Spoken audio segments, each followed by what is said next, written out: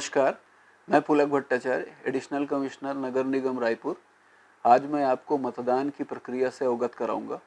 जैसा कि आपको विदित है कि पूरे निर्वाचन प्रक्रिया में सबसे अहम भूमिका जो रहती है वो मतदान की प्रक्रिया होती है। इस मतदान की प्रक्रिया के लिए आपको बहुत सारी तैयारियां करनी पड़ती हैं।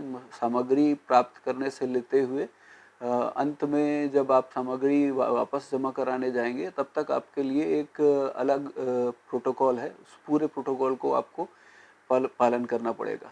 मैं अब प्रशिक्षण का आपको स्लाइड वाइज आपको मैं पूरे प्रशिक्षण से अवगत कराऊंगा। सबसे पहले आपको ये समझना पड़ेगा कि मतदान का प्रारंभ कैसे होगा। तो आपके लिए जो आपको आदेश मिलेगा उसमें मतदान का समय दिया रहेगा, मतदान प्रारंभ होने का।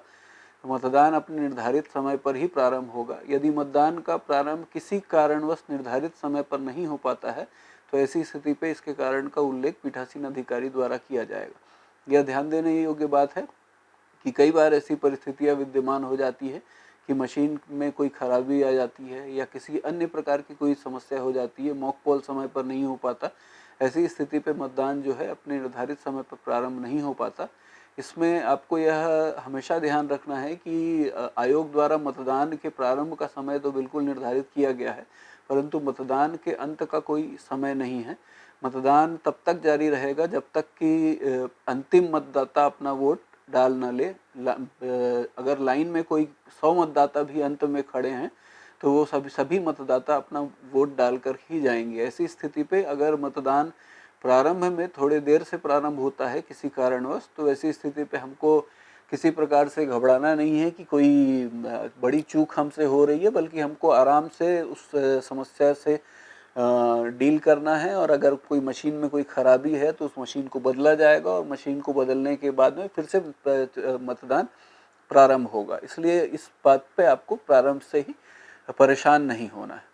जब मतदान प्रारंभ होगा तो उस समय हमको कुछ बातों पर ध्यान देना है। उसमें से सबसे पहले ये है कि मतदान यथासंभव निर्धारित समय पर ही मतदान प्रारंभ होगा। दूसरा, जब मतदान प्रारंभ होगा तो सबसे पहले हमको मतदान की गोपनीयता के संबंध में चेतावनी देनी है। गोपनीयता के संबंध में चेतावनी वहाँ पर जो मतदान अभिकर्ता होते हैं उनको ये चेतावनी पढ़ करके सुनानी है कि मतदान की गोपनीयता बनी रहनी चाहिए।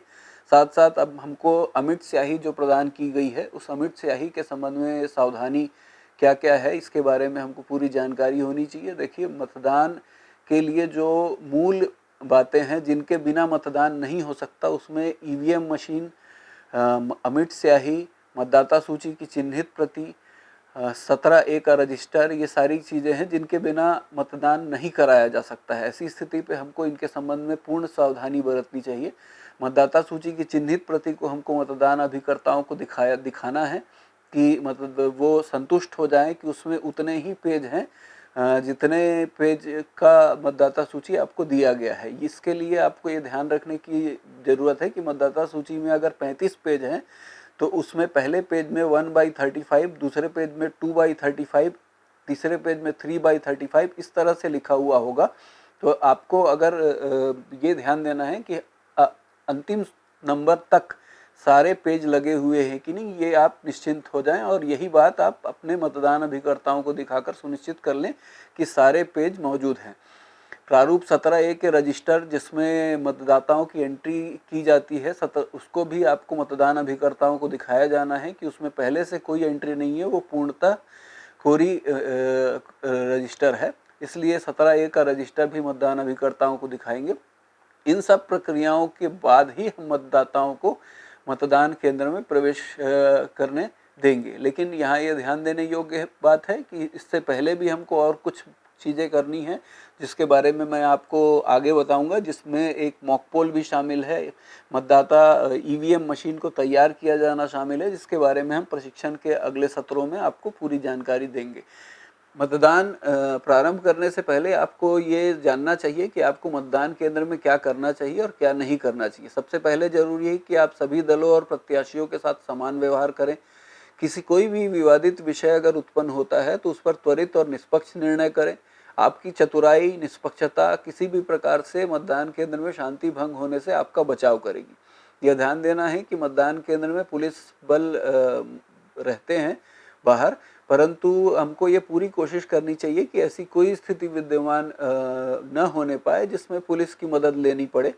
साथ साथ आपको ये ध्यान देना है कि आपका या आपके दल का कोई भी अधिकारी ऐसा कोई भी कृत्य न करे जिससे ऐसा प्रतीत हो कि वह किसी प्रत्याशी के लिए या किसी दल के लिए निर्वाचन में कोई कार्य कर रहे हैं। साथ साथ आपको और आपके अधिकारियों को मतदान केंद्र में डेकोरम और डिग्निटी मेंटेन रखना चाहिए। आपके मतदान केंद्र में बुजुर्ग आएंगे, दिव्यांग आएंगे, महिलाएं आएंगी, कृपया उनके साथ में ऐसा कोई भी व्यवहार नहीं होना चाहिए जिससे ऐसा लगे कि वहाँ पर डिग्निटी जो है वो मेंटेन नहीं की जा रही।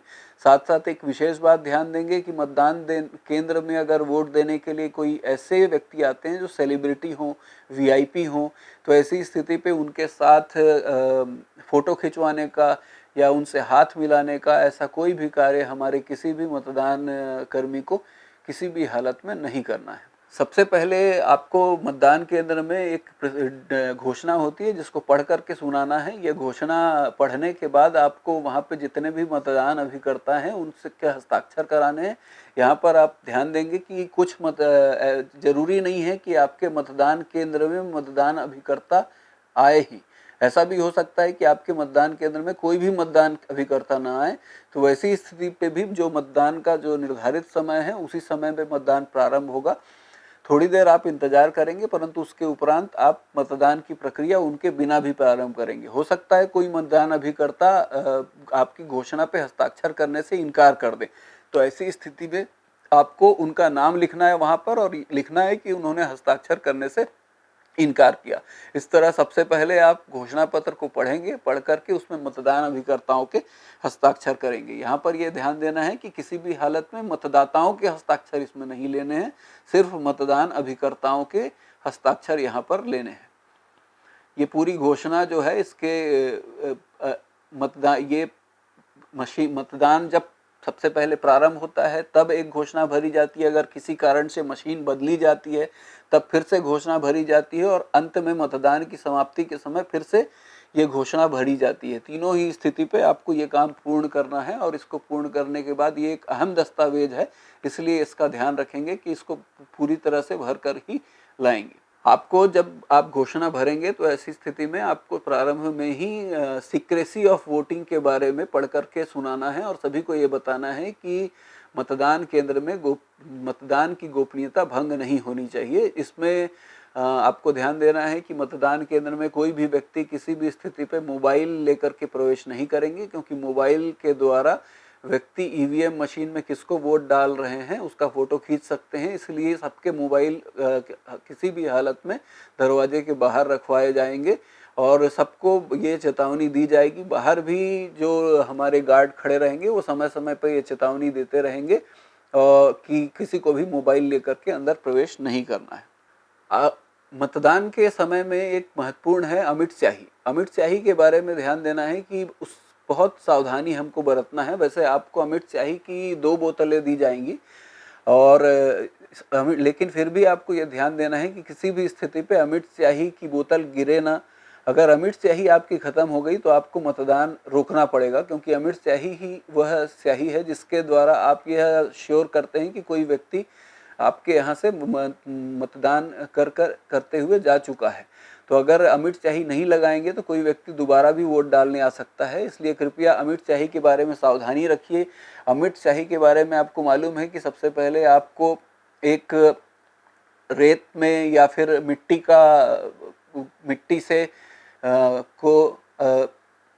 या रेत रखकर उसमें अमिट स्याही के बोतल को गड़ा करके 3/4 गड़ा करके रखना है, ताकि मतदान के दौरान में वो बोतल जो है वो गिरे ना। यह भी ध्यान देना है कि जो अमिट स्याही जब आप लगाएंगे तो किसी भी के भी हाथ में तो उनकी उंगली में ही लगाना है, बाकी जगह नहीं लगाना है। हम कुछ कर्मचारियों के द्वारा यह भी असावधानी बरती जाती है और उनके हाथ में भी अमिट स्याही लगते जाती है लगातार, जिसके बारे में वो कंप्लेंट करते हैं बाद में कि अमिट स्याही से उनकी त्वचा को नुकसान हुआ है। इसलिए इस संबंध में अमिट स्याही के जो निर्देश हैं इसका कृपया अध्ययन करेंगे और इसके अनुसार कार्य करेंगे।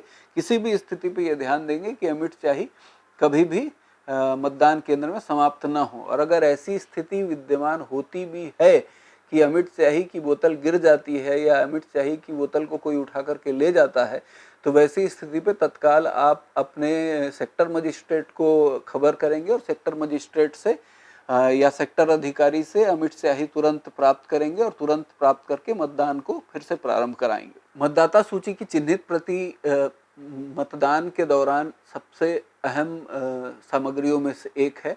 आपको सबसे पहले अपने सभी मतदान अभिकर्ताओं को चिन्हित प्रति दिखाकर यह सुनिश्चित करेंगे कि उसमें डाक मतपत्रों एवं क्लासिफाइड सर्विस वोटर एवं विलोपित मतदाताओं का उल्लेख प्रारूप मतदाता सूची में है।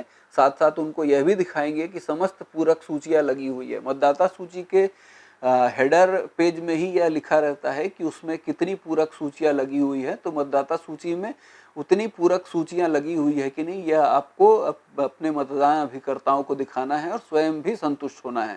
साथ साथ चिन्हित प्रति पे जिन ऐसे मतदाता जिनको डाक मतपत्र जारी किए गए हैं या जो क्लासिफाइड सर्विस वोटर्स हैं उनका भी चिन्हित किया जाता है, तो यह भी आपको ध्यान रखना है कि वह चिन्हित है या नहीं। साथ साथ आपको देखना है कि फोटो युक्त मतदाता सूची की स्थिति पे विलोपित मतदाताओं के डिटेल बॉक्स में डिलीटेड शब्द जो है सुपर इम्पोज किया रहता है, वह सुपर इम्पोज है कि नहीं यह आप चिन्हित कर लेंगे। साथ साथ आपको यह भी देख लेना है कि मतदाता सूची को किसी ने शरारतपूर्ण ढंग से कोई परिवर्तन तो नहीं किया, कोई पेज हटाए तो नहीं गए, किसी प्रविष्टि को पेन से काटा तो नहीं गया, ये सारी चीज़ें आप पहले से सुनिश्चित कर लेंगे।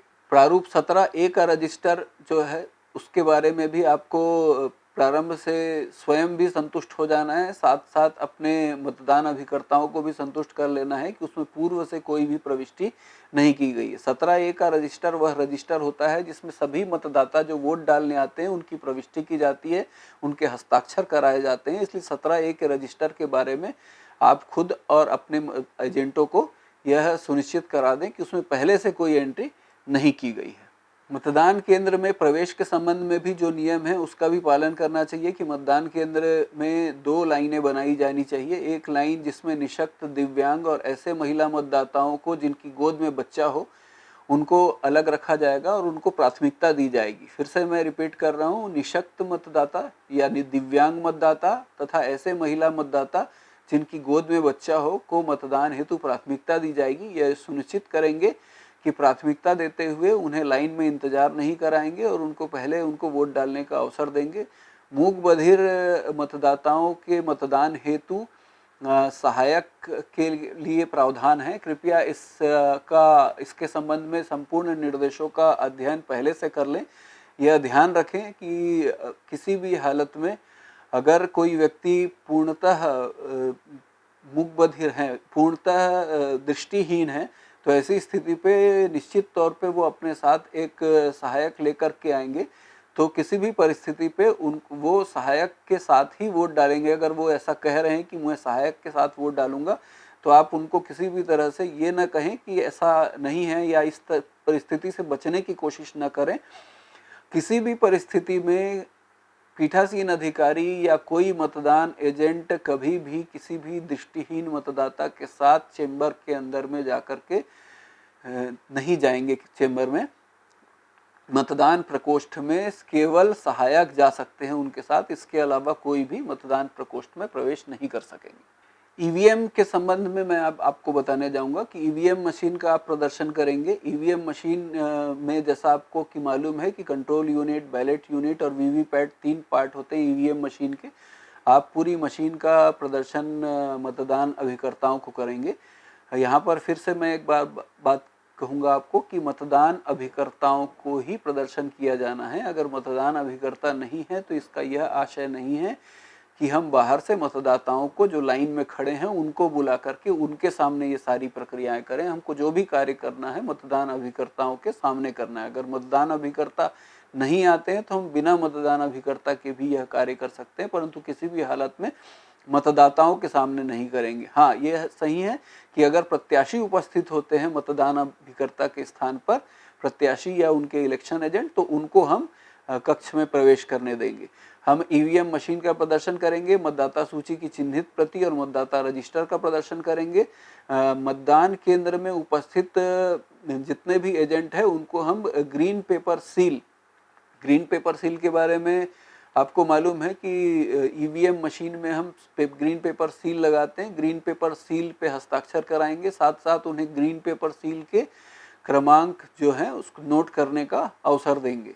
सभी एजेंट को यह बताया जाएगा कि मतदाता ईवीएम मशीन में जो ग्रीन पेपर सील लगाया गया है उसका नंबर क्या है, और वो नंबर वो नोट कर सकते हैं और उसमें हस्ताक्षर भी कर सकते हैं। साथ साथ हम घोषणा पढ़ेंगे, जैसा कि आपने बताया, जैसा कि मैंने आपको बताया कि घोषणा पढ़ करके सुनाएंगे, उनके हस्ताक्षर करेंगे, करवाएंगे। हस्ताक्षर करने से जो व्यक्ति इनकार करेंगे उनका नाम वहाँ पर लिखेंगे। मतदान केंद्र के अंदर एवं आसपास निर्वाचन नियमों का पालन सुनिश्चित कराया जाना, ये पीठासीन अधिकारी का कार्य है। पीठासीन अधिकारी को यह ध्यान देना है कि न केवल मतदान केंद्र के अंदर बल्कि मतदान केंद्र की सीमा के 100 मीटर के भीतर मत याचना किया जाना निर्वाचन के नियमों के अंतर्गत एक अपराध है। तो ऐसी स्थिति पे वह यह सुनिश्चित करें कि अगर कोई भी व्यक्ति इस तरह का कार्य करता है तो वैसी स्थिति पे तुरंत पुलिस बल को यह सूचना देंगे, अपने सेक्टर मजिस्ट्रेट को यह सूचना देंगे, सेक्टर ऑफिसर को यह सूचना देंगे, और ऐसी स्थिति पे तुरंत उनके विरुद्ध आपराधिक प्रकरण दर्ज कराया जाएगा। किसी भी व्यक्ति को जो ऐसा कृत्य करता है पुलिस बिना वारंट गिरफ्तार कर सकती है और उसके विरुद्ध लोक प्रतिनिधित्व अधिनियम की धारा 130 के तहत प्रकरण चलाया जा सकता है। इसलिए कृपया ध्यान देंगे कि इसमें हमको घबराने की कोई ज़रूरत नहीं है। अगर कोई ऐसा कार्य कर रहे हैं, ज़बरदस्ती कर रहे हैं, मतदान केंद्र के अंदर तो आपको पूरी अथॉरिटी है ही, साथ साथ 100 मीटर के दायरे में भी आपके पास पूरी अथॉरिटी विद्यमान है।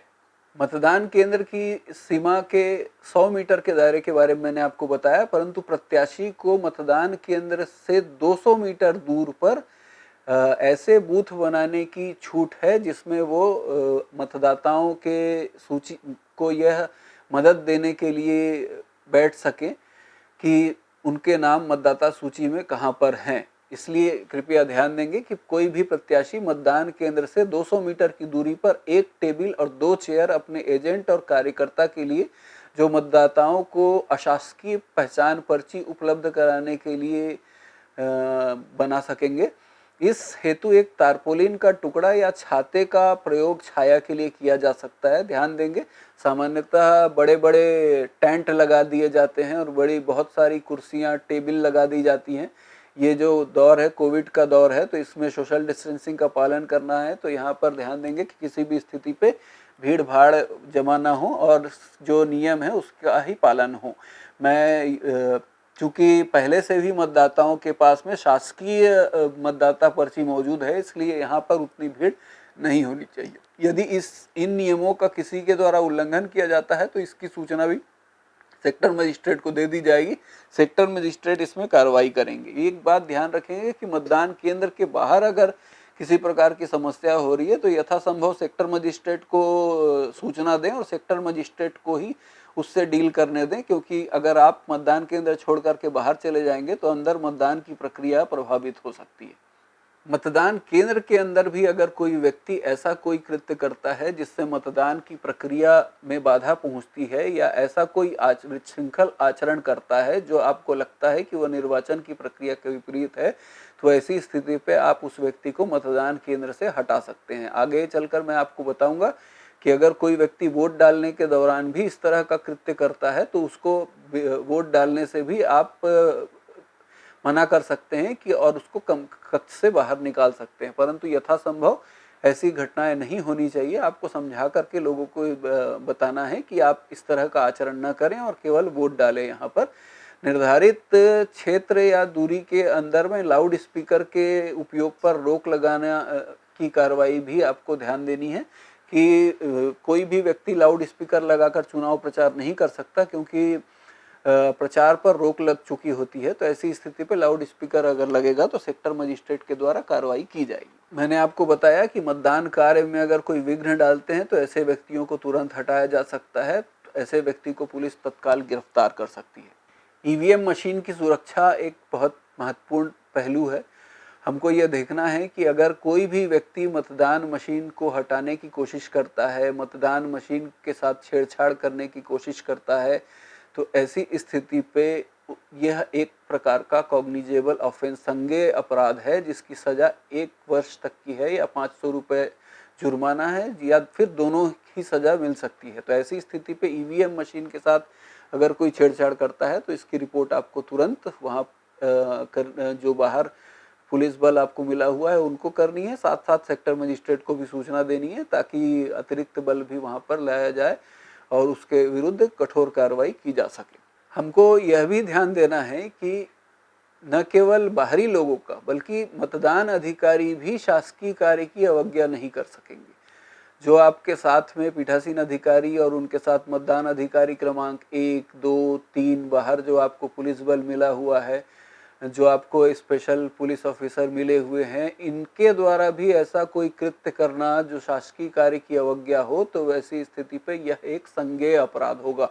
यह आप ध्यान दें कि जब आप इलेक्शन की ड्यूटी करने जा रहे हैं तो आप भारत निर्वाचन आयोग के डेपुटेशन पर हैं और ऐसी स्थिति पे आपके विरुद्ध कठोर से कठोर कार्रवाई की जा सकेगी। इसलिए कृपया ऐसा कोई भी कार्य न करें। मैंने आपको शुरू की स्लाइड्स में बताया था कि आपका कोई भी कार्य ऐसा नहीं दिखाई देना चाहिए जिससे ऐसा प्रतीत हो कि आप किसी प्रत्याशी विशेष के लिए या किसी दल विशेष के लिए कोई कार्य कर रहे हैं।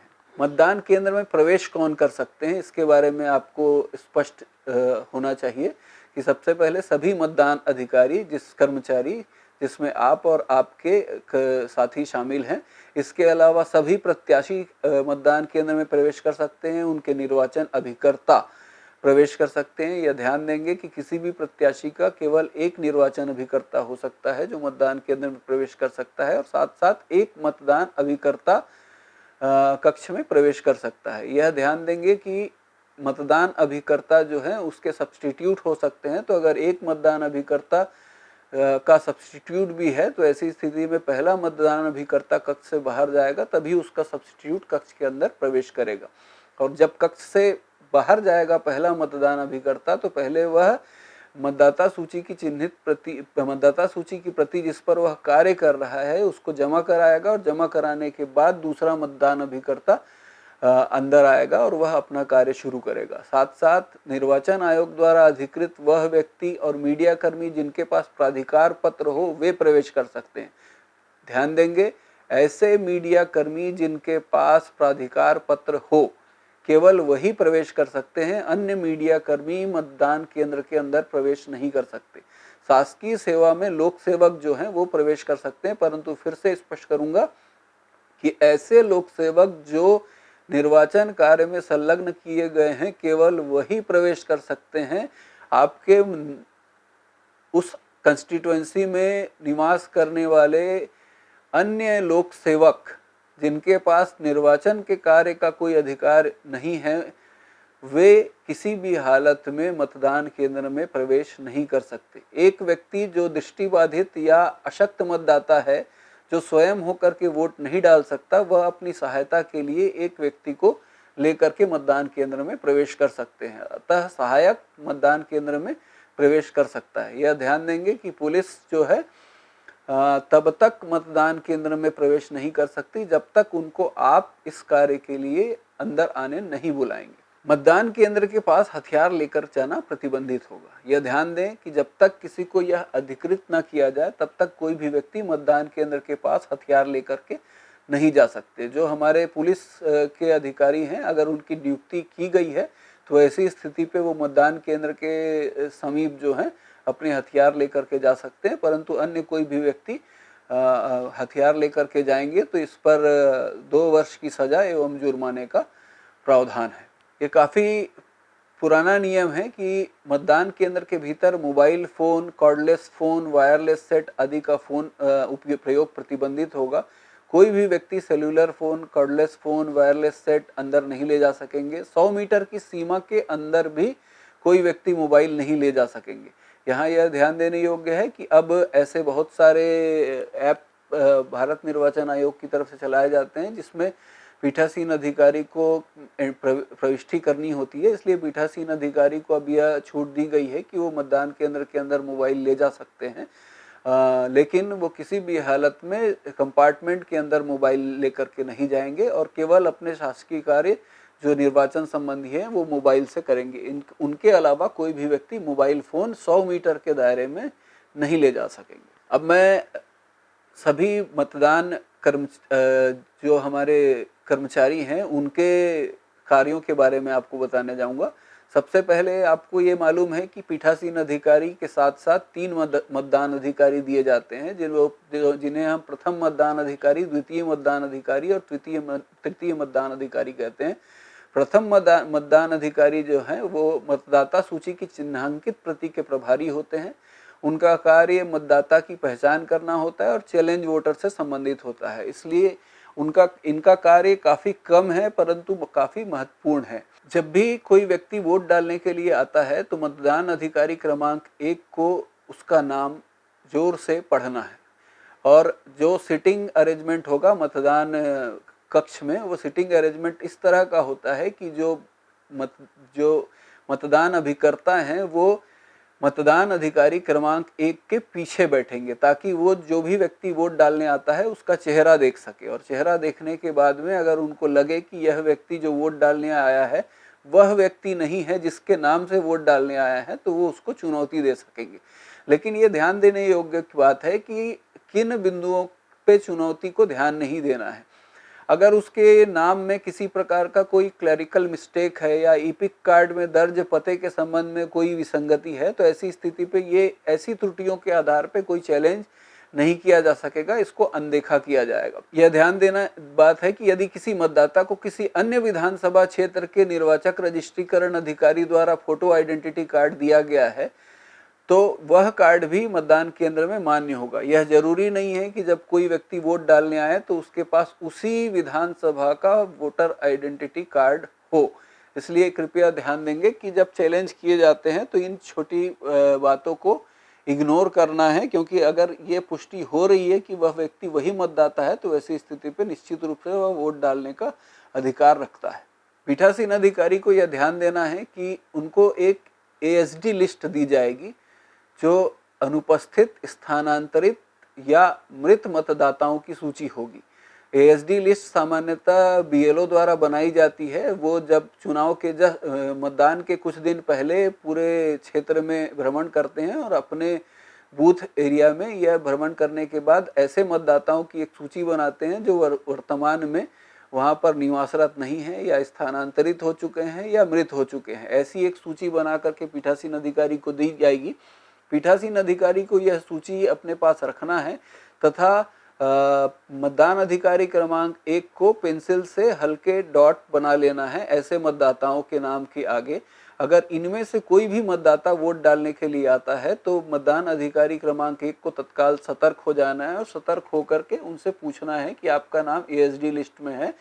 तो ऐसी स्थिति पे उनसे एक थोड़ा सा समरी ट्रायल होगा कि अगर यहाँ तो आप तो यहाँ नहीं रहते तो फिर आप वोट डालने के लिए कैसे आए हैं।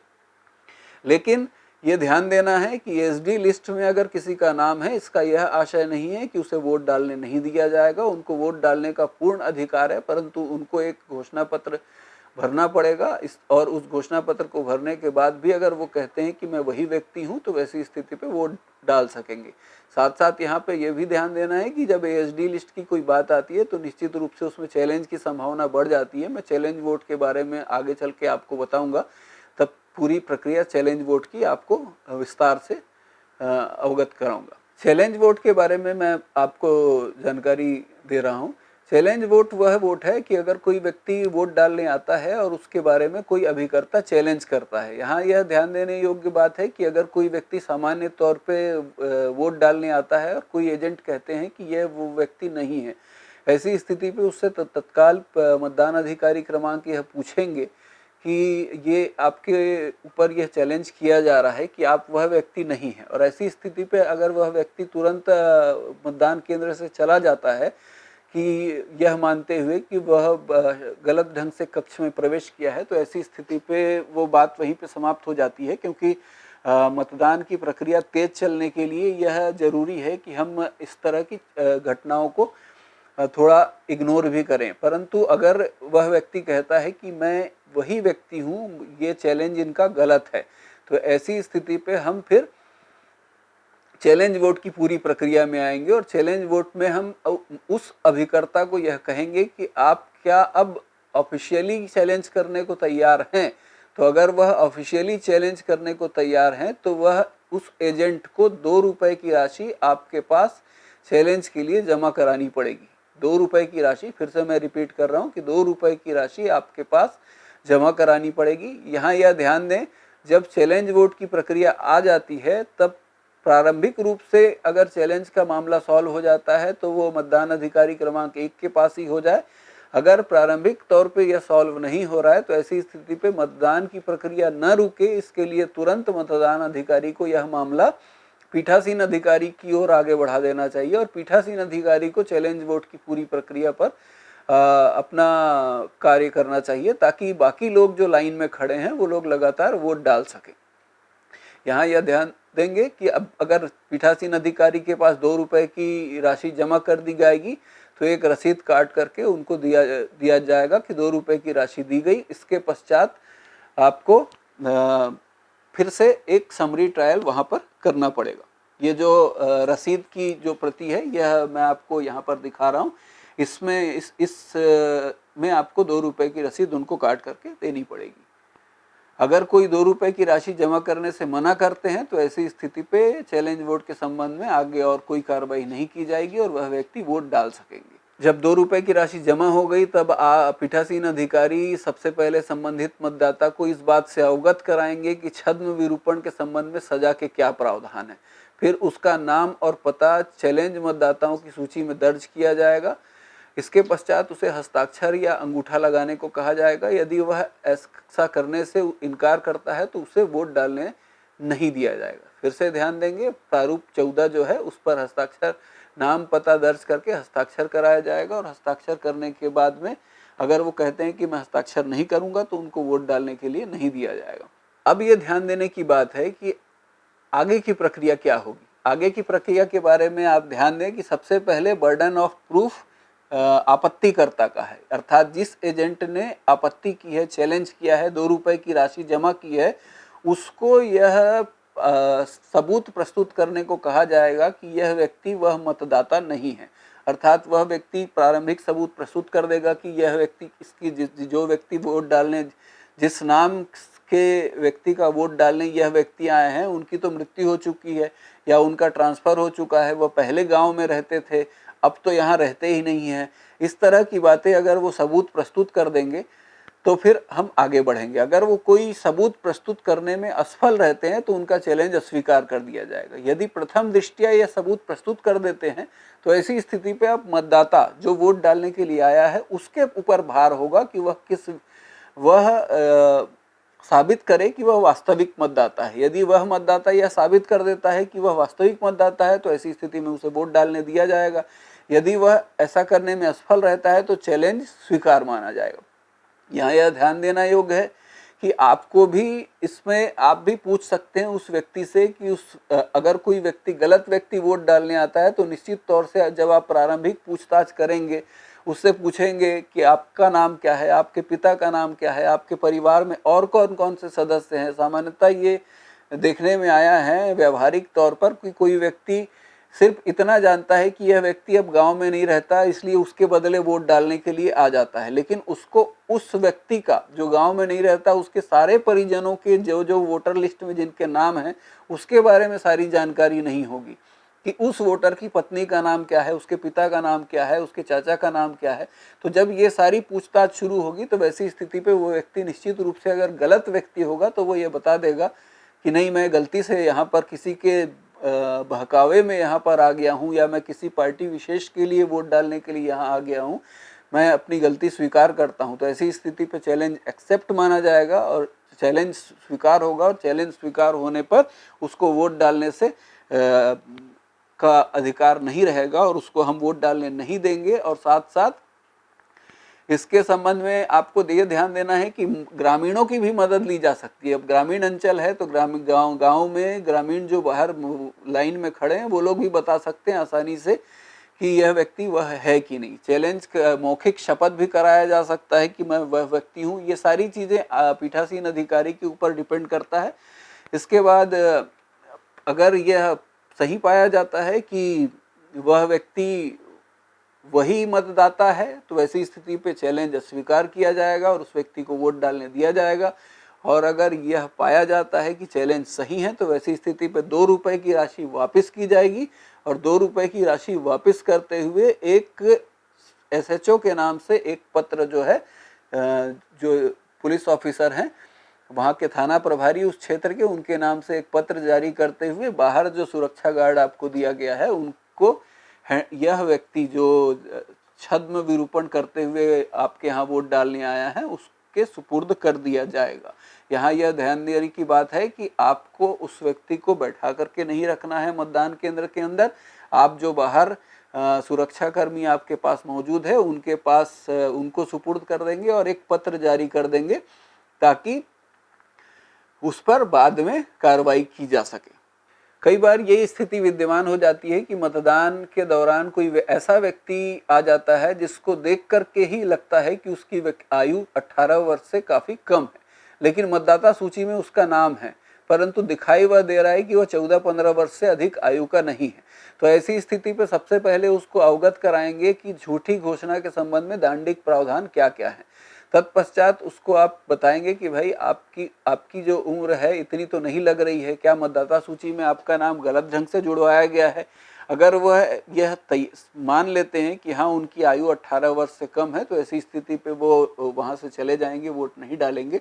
लेकिन अगर वह कहते हैं कि नहीं मेरी आयु 18 वर्ष हो गई है, आप गलत कह रहे हैं, तो ऐसी स्थिति में जिस वर्ष चुनाव हो रहा है उस वर्ष की 1 जनवरी की स्थिति में एक घोषणा भरवाया जाएगा और ऐसे समस्त मतदाताओं की एक सूची शाम को तैयार की जाएगी और उनको वोट डालने दिया जाएगा। यहाँ यह ध्यान देना है कि अगर वह व्यक्ति घोषणा करने को तैयार है कि मेरी आयु 18 वर्ष से अधिक है तो ऐसी स्थिति पे उसको वोट डालने का पूर्ण अधिकार होगा। लोक प्रतिनिधित्व अधिनियम 1950 की धारा 31 उसके बारे में हम अवगत कराएंगे। साथ साथ उम्र के संबंध में जो घोषणा है वह भी मैं आपको स्क्रीन पे दिखा रहा हूँ। इसको भरवाया जाएगा ऐसे व्यक्ति से जिसकी आयु देख करके ऐसा लग रहा है कि वह 18 वर्ष से कम की है। अब हम आते हैं द्वितीय मतदान अधिकारी के कार्यों के बारे में। देखिए, द्वितीय मतदान अधिकारी के कार्यों के बारे में आपको जानकारी है कि सबसे ज़्यादा कार्य द्वितीय मतदान अधिकारी को ही करना पड़ता है। द्वितीय मतदान अधिकारी ही वह अधिकारी है जो अमिट स्याही का प्रभारी होता है। वही व्यक्ति रजिस्टर 17A का प्रभारी होता है और वही व्यक्ति वोटर स्लिप का प्रभारी होता है। अर्थात उसको 3 कार्य करने होंगे। सबसे पहले अमिट स्याही का कार्य उसको करना होगा, 17A में एंट्री करानी होगी तथा मतदाता से हस्ताक्षर कराने होंगे, साथ साथ मतदाता को वोटर स्लिप भी जारी करना होगा। अतः हमको द्वितीय मतदान अधिकारी हमारा ऐसा होना चाहिए जो अपने कार्यों को तेजी से कर सके। अब मैं अमिट स्याही लगाने की प्रक्रिया के बारे में आपको बताऊंगा। देखिए कि सबसे पहले जब कोई मतदाता आएगा तो उसके बाएं हाथ की तर्जनी का निरीक्षण किया जाएगा और बाएं हाथ की तर्जनी में अमिट स्याही का निशान लगाया जाएगा। सब यह भी देखना है कि कई बार ऐसे मतदाता आ जाते हैं तो जो अपनी उंगली में किसी प्रकार का तेल या ग्रीस जैसा कोई पदार्थ लगा करके आते हैं ताकि अमिट स्याही जो उस पर लगाई जाए उसको तुरंत पोंछा जा सके। कई बार ऐसे भी प्रकरण सामने आते हैं कि वो तुरंत उसको पोंछने की कोशिश करते हैं। अगर ऐसा है तो ऐसी स्थिति पे उनके बाएं हाथ की तर्जनी में दोबारा चिन्ह लगाया जाएगा ताकि वह उसे मिटा ना सके। ये ध्यान देना है कि अगर कई बार नए सिरे से मतदान होता है या पुनर्मतदान होता है तो ऐसी स्थिति पे पुराने अमिट स्याही के निशान को नज़रअंदाज करेंगे और नए सिरे से अमिट स्याही का निशान लगाए जाएंगे। मतदाता के बाएं हाथ की तर्जनी न होने की स्थिति में प्रक्रिया आपको मालूम है कि अगर बाएं हाथ की तर्जनी नहीं है तो उसकी पूरी प्रक्रिया डिटेल दी हुई है कि उसमें किस तरह से हम अन्य उंगलियों पर भी निशान लगा सकते हैं। इसका आपको पीठासीन अधिकारी की पुस्तिका आपको प्रदान की गई है। पीठासीन अधिकारी की पुस्तिका का अवलोकन करेंगे, आपको उस पूरी प्रक्रिया आपको उस पर मिल जाएगी। यहाँ तक कि अगर किसी व्यक्ति के हाथ में कोई भी उंगली ना हो, दोनों हाथ में, तो वैसी स्थिति पर कहाँ पे लगाया जाना है यह भी आपको ज्ञात है कि जो सबसे अंतिम पॉइंट है उसके हाथ का, वहाँ पर वह निशान लगाया जाएगा। अमिट स्याही लगाने के बाद मतदाता रजिस्टर पे प्रविष्टि की जाएगी। मतदाता रजिस्टर प्रारूप 17 में होता है। इसमें कॉलम 1 में मतदान अधिकारी क्रमांक 1 सर्वप्रथम अब मैं आपको प्रारूप 17A के बारे में मैं अब आपको जानकारी दूंगा। प्रारूप 17A का रजिस्टर भी मतदान अधिकारी क्रमांक 2 के पास रहेगा। मतदान अधिकारी क्रमांक 2 को सबसे पहले प्रारूप 17A के रजिस्टर के कॉलम नंबर 1 में बढ़ते क्रम में 1, 2, 3, 4 इस तरह से प्रविष्टि करेंगे।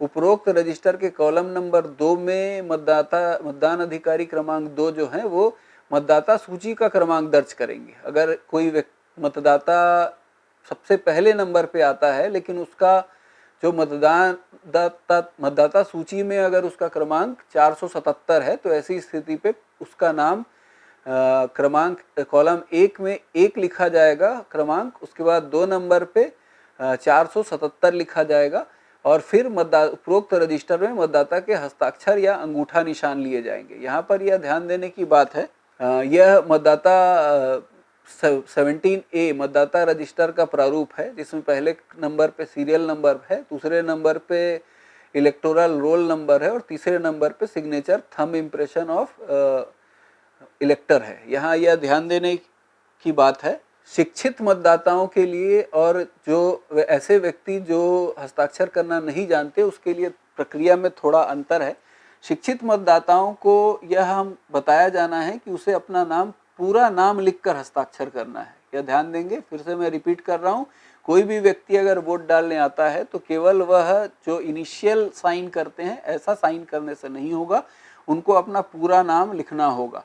ऐसा इसलिए भी करना आवश्यक है क्योंकि सिर्फ क्रमांक लिखा है आपने और उसका मतदाता सूची का क्रमांक लिखा है, नाम की प्रविष्टि नहीं की गई है, तो नाम की प्रविष्टि वह व्यक्ति खुद अपने हाथ से करेंगे और उसके बाद अगर वो कहते हैं कि नहीं मैं हस्ताक्षर भी करूंगा नियम के अनुसार, तो उनको हस्ताक्षर इनिशियल हस्ताक्षर जैसा सामान्यतः लोग कर देते हैं। अगर किसी का नाम कोई अशोक शर्मा जैसा नाम है लेकिन वो सिर्फ AS लिखते हैं, तो ऐसा AS लिखने से नहीं होगा, उनको पूरा अपना नाम अशोक शर्मा लिखना पड़ेगा। लेकिन अगर वो कहते हैं कि मैं हस्ताक्षर भी करूंगा तो इसमें भी कोई दिक्कत नहीं है, वो AS ऊपर अपना हस्ताक्षर करे और नीचे अपना पूरा नाम लिखें, अर्थात नाम सबको लिखना होगा। अगर कोई व्यक्ति कहते हैं कि मैं सिर्फ हस्ताक्षर करूंगा नाम नहीं लूंगा तो वैसी स्थिति पे उनको कहा जाएगा कि आप अपना अंगूठा निशान लगाएं। अगर अंगूठा निशान लगाने से वो इनकार करते हैं या अपना पूरा नाम लिखने से इनकार करते हैं तो ऐसी स्थिति पे उनको वोट डालने नहीं दिया जाएगा।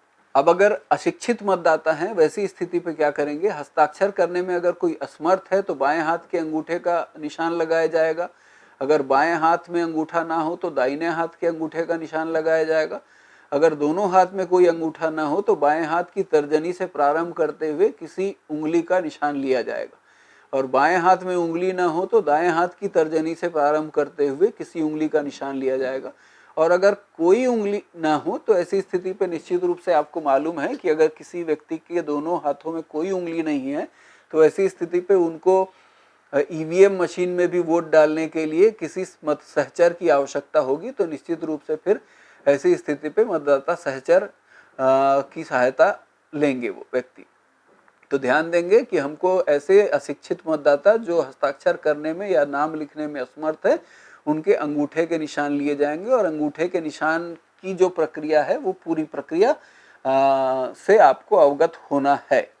यह ध्यान देना है कि अलग अलग प्रकार के मतदाताओं हेतु अंगूठा लगाने के अलग अलग नियम हैं। जैसा कि आपको मैंने बताया कि दृष्टिबाधित और अशक्त मतदाताओं के अंगूठे के निशान लिए जाएंगे जो अनपढ़ हों परंतु अंगूठे हेतु अपने हाथों का प्रयोग कर सकें। फिर से रिपीट कर रहा हूँ कि अगर कोई व्यक्ति है दृष्टिबाधित है और अशक्त मतदाता हैं, उनके खुद के अंगूठे के निशान लिए जाएंगे जो अनपढ़ हो परंतु उनके हाथ में के अंगूठे का निशान लिया जा सके। शिक्षित व्यक्तियों को अपना पूरा नाम लिखते हुए हस्ताक्षर करने की अनुमति दी जाएगी। अशक्त मतदाता जो अपने हाथ का उपयोग कर पाने में असमर्थ हो के साथी के हस्ताक्षर या अंगूठा निशान लिए जाएंगे, परंतु ऐसी स्थिति पे उनके नाम के सामने एक नोट लिखा जाएगा कि उनके साथी के द्वारा हस्ताक्षर किया गया है। अब आता है मतदान अधिकारी क्रमांक 2 का तीसरा कार्य जो है वोटर स्लिप दिया जाना। आपको ध्यान देना है कि वोटर स्लिप के आधार पर ही कोई व्यक्ति मतदान कर सकेगा, लेकिन ये हमेशा ध्यान रखें कि वोटर स्लिप कई प्रकार की होती है। एक सबसे पहली वोटर स्लिप वो होती है जो बाहर हमारे बूथ लेवल ऑफिसर जो बाहर वोटर स्लिप बांटते हैं, एक दूसरी होती है जो प्रत्याशी मतदाताओं को वोटर स्लिप बांटते हैं। लेकिन हमको वहाँ से कन्फ्यूजन नहीं होना है किसी प्रकार का। ये वोटर स्लिप वो है जो कि मतदान अधिकारी क्रमांक 2 के द्वारा जारी किया जाएगा, जिसमें 3 प्रकार की एंट्री होती है। पहला, मतदान रजिस्टर के कॉलम 1 के अनुसार सरल क्रमांक, दूसरा मतदाता सूची के अनुसार मतदाता का सरल क्रमांक, और तीसरा मतदान अधिकारी के हस्ताक्षर। ये इस तरह से वोटर स्लिप जारी होंगे। तो मतदान अधिकारी क्रमांक 2 को कुछ संख्या में हस्ताक्षर पहले से करके रख लेना चाहिए, ताकि उसको वो हर बार वो हस्ताक्षर करने जाएंगे तो ऐसी स्थिति पे देरी होगी, तो बीच बीच में वो कुछ वोटर स्लिप में साइन करके रख लें, और सिर्फ कॉलम 1 के अनुसार सरल क्रमांक और मतदाता का सरल क्रमांक प्रविष्टि करके वोट देते जाएं मतदाताओं को। ये वोटर स्लिप दिया जाना बहुत ही जरूरी है, क्योंकि यही वोटर स्लिप है जो कि मतदान अधिकारी क्रमांक 3 के पास जाएगा, और मतदान अधिकारी क्रमांक 3 उस वोटर स्लिप को अपने पास रखेंगे, और रखने के बाद उस वोटर स्लिप के आधार पर ईवीएम मशीन का बैलेट बटन, ईवीएम मशीन का बटन वो दबाएंगे। तभी कोई व्यक्ति वोट डालने के लिए वोटिंग कंपार्टमेंट के अंदर जा सकेगा। अतः ये ध्यान देना है कि वोटर स्लिप सभी व्यक्तियों को दिया जाना है, और वोटर स्लिप मतदान अधिकारी क्रमांक जो 3 है उसको सभी वोटर स्लिप को सुरक्षित भी रखना है। एक बात मैं आपको फिर से बताना चाहूँगा कि मतदान अधिकारी क्रमांक 1, मतदान क्रमांक अधिकारी 2 और मतदान क्रमांक अधिकारी 3, तीनों के कार्य अलग अलग ढंग से बटे हुए हैं, और उसको फॉलो करना है। अगर हम उसको फॉलो नहीं करेंगे तो वैसी स्थिति पे अव्यवस्था होगी, और हमको बाद में जब हम फॉर्म भरने जाएंगे मतदान समाप्ति के उपरांत, तब विभिन्न प्रकार की दिक्कतों का सामना करना पड़ेगा। इसलिए जो प्रक्रिया दी गई है उस प्रक्रिया का पालन करेंगे। अब मैं आपको तृतीय मतदान अधिकारी के कार्यों के बारे में बताता हूँ। तृतीय मतदान अधिकारी का कार्य है कि मतदान अधिकारी क्रमांक 2 के द्वारा मतदाता को जो वोटर स्लिप दिया गया है उस वोटर स्लिप को प्राप्त करना, अमिट स्याही के निशान को वो एक बार फिर से चेक करेंगे कि उसके हाथ में अमिट स्याही लगी हुई है कि नहीं। अगर लगी नहीं है तो ऐसी स्थिति पे उनको फिर से अमिट स्याही के निशान लगवाने के लिए मतदान अधिकारी क्रमांक 2 के पास भेजेंगे। इसके बाद वो मतदाता को वोट डालने के लिए अधिकृत करेंगे। मतदाता को वोट डालने के लिए अधिकृत करना मतलब ईवीएम मशीन के कंट्रोल यूनिट के बटन को दबाना, जिससे कि मशीन जो है बैलेट यूनिट है वो वोट डालने के लिए सक्षम हो सके। तत्पश्चात अंतिम कार्य है कि वोटर स्लिप को सुरक्षित रखना। वोटर स्लिप को वो लगातार सुरक्षित रखते जाएंगे, और बीच बीच में मशीन का टोटल बटन दबाकर यह देखते जाएंगे कि अब तक कुल कितने वोट पड़े, और जब टोटल बटन दबाएंगे तो अगर उस समय तक 340 वोट पड़े हैं तो वो जोर से बताएंगे कि 340 वोट पड़ चुके हैं। ऐसी स्थिति पे मतदान अधिकारी क्रमांक 2 को प्रारूप 17A के रजिस्टर से यह जांच करना है कि वास्तव में 340 वोट पड़े हैं या नहीं पड़े हैं। इसलिए ये टोटल बटन दबा करके कुल मतदाताओं की संख्या को बीच बीच में टैली करने का कार्य भी मतदान अधिकारी क्रमांक 3 और 2 के बीच का एक कार्य है। इस कार्य को पीठासीन अधिकारी भी आकर के कर सकते हैं। पीठासीन अधिकारी आएंगे और टोटल बटन दबाएंगे, और उस समय टोटल बटन में जो संख्या बताई जाएगी वही संख्या मतदान अधिकारी क्रमांक 2 के पास जो 17A का रजिस्टर है उस रजिस्टर में भी होनी चाहिए। जैसा कि मैंने आपको बताया कि मतदान अधिकारी क्रमांक 3 मतदाता को वोट डालने के लिए अधिकृत करते हैं। सबसे पहले वो जो वोटर स्लिप 2 नंबर से प्राप्त हुई है उसे प्राप्त करेंगे। प्राप्त करने के बाद अमिट स्याही को चेक करेंगे। चेक करने के बाद उसे अधिकृत वोट डालने के लिए अधिकृत करेंगे। सभी वोटर स्लिप सुरक्षित एक पृथक लिफाफे में रखेंगे। पृथक लिफाफे में रखने के बाद बाएं हाथ की तर्जनी की भी उनकी जांच करेंगे कि उस पर वो स्याही लगी हुई है या नहीं। जैसा कि आपको मालूम है कि अब सभी मतदान ईवीएम मशीन के द्वारा होता है। ऐसी स्थिति में तृतीय मतदान अधिकारी बैलेट यूनिट के बैलेट बटन को दबाकर एक्टिवेट करेंगे। फिर से मैं बताना चाहूँगा कि जब वो वोटर स्लिप प्राप्त कर लेंगे और अमिट स्याही के निशान को चेक कर लेंगे तो ऐसी स्थिति पे दोनों कार्य होने के बाद वो मतदाता के लिए ईवीएम मशीन के कंट्रोल यूनिट जो उनके पास रखा हुआ है के बैलेट बटन को दबाकर उसे एक्टिवेट कर देंगे, जिससे विजिलेंस लाल रंग से जल उठेगा, साथ ही रेडी लैंप हरे रंग से चमकने लगेगा। मतदाता जो है वो उनको वो डायरेक्शन दिखाएंगे कि आपको वोटिंग कंपार्टमेंट में जाकर के अपना वोट डालना है। मतदाता वहां जाकर के बैलेट यूनिट में उस प्रत्याशी के नाम और चिन्ह के समक्ष जो नीला बटन है उसको दबाकर अपना वोट रिकॉर्ड करेंगे, जिसको वो मत देना चाहते हैं। जब मतदाता प्रत्याशी के नाम के समक्ष बटन दबाते हैं तो उनके नाम के समक्ष की लाल लाइट जलने लगती है और बैलेट यूनिट की हरी लाइट बंद हो जाती है। एक बीप की आवाज कंट्रोल यूनिट से सुनाई देगी और कुछ सेकंड बाद बीप की आवाज और बैलेट यूनिट का कैंडिडेट लैंप बंद हो जाएगा और साथ ही कंट्रोल यूनिट का बिजी लैंप भी बंद हो जाएगा। इस पूरी प्रक्रिया के बाद यह जब सुनिश्चित हो जाता है कि वोटर ने अपना वोट डाल दिया है। जैसा कि मैंने आपको पहले भी बताया कि समय समय पर मतों की संख्या की जांच करना है और हमको यह मिलान करते चलना है क्या मशीन में जो मत पड़े हैं और जो 17A का रजिस्टर है दोनों समान चल रहे हैं या नहीं। अतः इसके लिए टोटल बटन दबाना पड़ेगा और टोटल बटन दबाने के बाद में यह जांच करनी पड़ेगी कि उतने ही वोट हुए हैं कि नहीं। कई बार ऐसा हो जाता है कि कोई व्यक्ति बिना वोट डाले भी चला जाता है और इसकी जानकारी भी नहीं रहती है। अगर इसकी जानकारी है तो उसकी प्रविष्टि की जाएगी, लेकिन अगर ऐसी जानकारी नहीं है तो ऐसी स्थिति में पीठासीन अधिकारी को ये पूरी प्रक्रिया पर एक बार फिर से ध्यान देना पड़ेगा कि ऐसा क्या हुआ। कई बार ऐसी भी घटना हो जाती है इस तरह की कि कोई मशीन खराब हो जाता है और किसी व्यक्ति को 17A में उसकी एंट्री हो जाती है और उसी बीच मशीन खराब हो जाती है। मशीन खराब हो जाती है और मशीन को बनने में जब तक समय लगता है तब तक वह व्यक्ति जा चुका होता है और ऐसी स्थिति पे अगली प्रविष्टि कर दी जाती है 17A में और अगली प्रविष्टि आने के बाद फिर अगला व्यक्ति वोट डालकर जाता है। तो ऐसी स्थिति में एक का अंतर आ जाता है। लेकिन इसके बारे में जो प्रक्रिया दी गई है उसके बारे में भी मैं अभी आपको अवगत कराऊंगा। मैंने आपको प्रारंभ में बताया था कि पीठासीन अधिकारी को मतदान के दौरान वोटिंग कंपार्टमेंट में प्रवेश नहीं करना है, परंतु फिर भी ऐसी परिस्थितियां बन सकती हैं कि जिसमें पीठासीन अधिकारी को मतदान के दौरान वोटिंग कंपार्टमेंट में प्रवेश करना पड़े।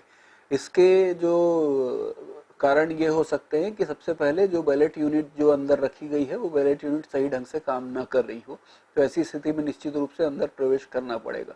दूसरा ये हो सकता है कि मतदाता जो वोटिंग कंपार्टमेंट के अंदर है वो किसी तरह की बैलेट यूनिट के साथ किसी प्रकार की छेड़छाड़ की जा रही है, जिसकी आवाज सुनाई दे रही है, या वो खुद ही चिल्ला रहा है कि मैं इस मशीन को खराब कर दूंगा, तोड़ दूंगा, इस तरह की बातें कर रहा है, तो तुरंत फिर ऐसी स्थिति में प्रवेश करना पड़ेगा। तीसरा ये है कि हमको अगले मतदाता से यह पता चलता है कि किसी प्रत्याशी के नाम या चिन्ह या बटन के ऊपर कागज, टेप आदि चिपकाया गया है। ऐसी घटनाएं के उदाहरण मिलते हैं कि जैसे आपको मालूम है कि प्रत्याशी का नाम है, उसमें उनका चुनाव चिन्ह है, उनका फोटो लगा हुआ है, तो वो अगर या उसमें उनका जो बटन जिसको दबाया जाना है वो बटन है, उसके ऊपर किसी प्रकार का स्टिकर, च्युइंगम आदि चिपका दिया जाता है मशीन में। कई बार माचिस की काड़ी आदि लगा दी जाती है, जिसके कारण मशीन काम करना बंद कर देता है। तो इस तरह के अगर दुर्भावना पूर्वक कोई कार्य किया गया है तो तुरंत पीठासीन अधिकारी को कंपार्टमेंट के अंदर प्रवेश करने का अधिकार है। साथ साथ एक और परिस्थिति बन सकती है कि कोई मतदाता वोटिंग कंपार्टमेंट के अंदर जाते हैं और अंदर लंबे समय तक बने हुए हैं, वो बाहर आ ही नहीं रहे हैं। ऐसी स्थिति में भी प्रवेश करना पड़ सकता है। लेकिन आपको ये ध्यान देना है कि किसी भी हालत में आप मतदान कंपार्टमेंट के अंदर तभी प्रवेश करेंगे जब आपके साथ एजेंट भी जाएंगे वहां पर। कि बिना एजेंटों को लिए हुए आप कृपया स्वयं वोटिंग कंपार्टमेंट के अंदर न जाएं, अन्यथा आपके ऊपर ये प्रश्न चिन्ह लगेगा कि आप अकेले स्वयं वोटिंग कंपार्टमेंट में मशीन के साथ में जो छेड़छाड़ के आरोप उनके ऊपर लगाए जा रहे हैं वो आपके ऊपर भी लगाए जा सकते हैं। इसलिए कृपया जो भी कार्य करें एजेंटों को अपने साथ ले जाकर के करें। अंदर जाने के बाद आप क्या करेंगे ये आपको बिल्कुल स्पष्ट होना चाहिए कि जो त्रुटियां हैं, छोटी मोटी कोई त्रुटि है, वो सारी त्रुटियों को ठीक किया जाएगा। साथ साथ अगर यूनिट काम नहीं कर रही है तो उस यूनिट के तार को सही ढंग से जोड़ने से अगर काम करने लगे तो वो सही होगा। हो सकता है मशीन को बदलने की नौबत आ सके तो वो कार्य करना पड़ेगा। अगर किसी प्रकार का च्युइंगम या माचिस की काड़ी आदि लगाई गई है तो उसको निकालने का कार्य करने से अगर मशीन ठीक हो जाती है वो देखेंगे। अगर कहीं टेप चिपकाया गया है तो उसको हटवाना पड़ेगा। तो ये सारी चीजें आपको करनी है। पूरे अभी तक के प्रशिक्षण के दौरान मैंने आपको बहुत सारी चीजें बताई हैं जो आपके पास चैलेंजेस आते हैं। वो चैलेंजेस क्या क्या होते हैं जो आपको कठिनाइयों में लाते हैं, आपको इनके बारे में पूरी प्रक्रिया से अवगत होना चाहिए। जैसे सबसे पहले चैलेंज वोट क्या होता है, तो चैलेंज वोट के बारे में आपको पूरी जानकारी होनी चाहिए। दूसरा, अगर कोई कम नाबालिग आता है वोट डालने के लिए, जो आपको नाबालिग लग रहा है पर मतदाता सूची में उसका नाम है, तो ऐसी स्थिति में वो कानूनन नाबालिग नहीं है, परंतु आपको दिखाई दे रहा है कि वो नाबालिग है। एजेंट कह रहे हैं कि ये तो बच्चा है, हम तो जानते हैं कि ये क्लास 7 में पढ़ रहा है, क्लास 8 में पढ़ रहा है, तो ऐसी स्थिति पे ये आरोप लग सकता है। तो उसमें आपको क्या करना है, अगर कोई दृष्टिबाधित या अशक्त मतदाता आ जाते हैं तो वो कैसे वोट डालेंगे। मैं यहाँ पर फिर से विशेष रूप से आपको बताना चाहूंगा कि अगर कोई ऐसे दिव्यांग मतदाता हैं जिनके दोनों आंखें नहीं है जिनकी, तो निश्चित रूप से उनके साथ सहायक का आना आवश्यक है। किसी भी परिस्थिति पे अगर कोई म्यूचुअल अंडरस्टैंडिंग हो जाए वहां पर कि दो एजेंट चले जाएंगे और उनके सामने वोट डाल लेंगे, वो उनमें से कोई बटन दबा देगा, वो बोल देगा जिसको दबाने का है, वो किसी पार्टी विशेष का है, पूरा गांव जानता है पार्टी विशेष का, तो उस पार्टी का एजेंट वहां चला जाएगा अंदर। ये सारी चीजें नहीं हो सकती।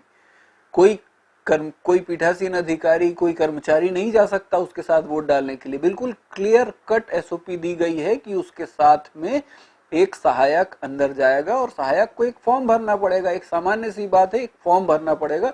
तो यहाँ पर घबराने की कोई बात नहीं है। एक फॉर्म भरेगा, फॉर्म भरने के बाद वो सहायक उसके साथ जाएगा और सहायक को वो व्यक्ति जिसका बटन दबाने के लिए बोलेगा, सहायक उसका बटन दबाएगा।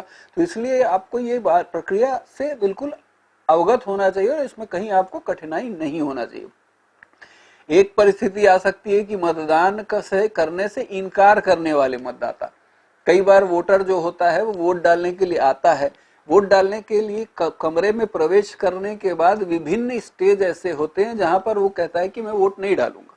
देखिए, नोटा का प्रावधान मौजूद है। अगर कोई व्यक्ति ईवीएम मशीन में नोटा है, अगर कोई व्यक्ति को कोई भी प्रत्याशी ऐसा नहीं है जिसको वह वोट डालना चाहता है, तो ऐसी स्थिति पे वो नोटा दबा सकता है। लेकिन कई बार वो कहता है कि मैं नोटा भी नहीं दबाऊंगा, जबकि उसकी सारी प्रक्रिया हो चुकी है। सारी प्रक्रिया से मेरा आशय है कि सबसे पहले उसका मतदान अधिकारी क्रमांक 1 के पास जाकर के वो अपनी प्रक्रिया पूरी कर चुका है। मतदान अधिकारी क्रमांक 2 के पास जाकर के अपने हाथ में से अमिट स्याही लगवा चुका है, हस्ताक्षर 17A में कर चुका है। उसके बाद में वोटर स्लिप जमा करा करके वो कंपार्टमेंट में गया। कंपार्टमेंट में जाने के बाद वो कहता है कि मैं वोट नहीं डालूंगा।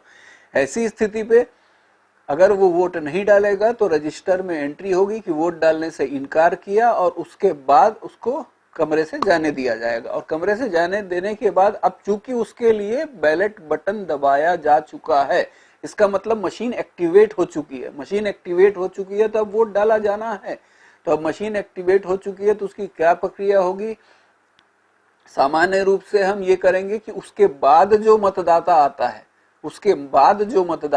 है वो मतदाता इसके लिए जो मशीन को एक्टिवेट किया गया है उस वोट को कास्ट करेंगे। अर्थात अब 17A और मशीन के वोट की संख्या में 1 का अंतर लगातार आने लगेगा। अगर जो 440वें नंबर का वोटर जो था उसने वोट डालने से इनकार किया, लेकिन चूंकि मशीन को एक्टिवेट किया जा चुका था, जो 441वें नंबर पे जो वोट डालने के लिए आएगा वह व्यक्ति अब 440वें नंबर के वोट को कास्ट करेगा। इसका मतलब ये अंतर लगातार अब बना रहेगा अंत तक।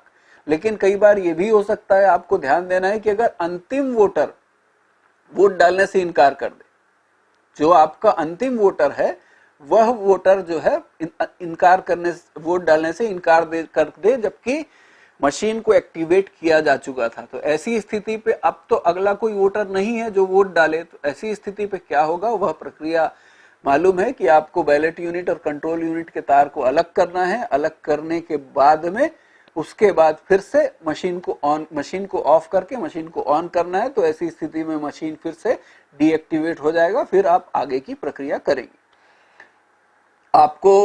मैंने आपको बताया कि मतदान करने से इनकार करने वाले मतदाता दो प्रकार से व्यक्ति, एक 49O है और एक 49M है। एक जिसमें कोई व्यक्ति कहता है कि मैं वोट नहीं डालूंगा, उसके लिए क्या होगा। दूसरा एक ऐसा व्यक्ति जो मतदान केंद्र के अंदर इस तरह का व्यवहार कर रहा है कि वह कहता है, वह नारे लगा रहा है कि मैं इस व्यक्ति को वोट डालूंगा, मैं इस पार्टी को वोट डालूंगा, चुनाव चिन्ह लेकर के जा रहे हैं। तो ऐसी स्थिति पे आप उस व्यक्ति को वोट डालने से इनकार करा सकते हैं कि आपको मैं वोट डालने का अधिकार नहीं देता। तो ऐसी स्थिति पे दो प्रकार से, अर्थात किसी भी व्यक्ति को वोट डालने से दो प्रकार से, एक वो खुद से उसको वो वोट नहीं डालना चाहता, दूसरा ऐसा जिसको आप वोट डालने का अधिकार नहीं देते। तो इसलिए ये आपको मालूम होना चाहिए।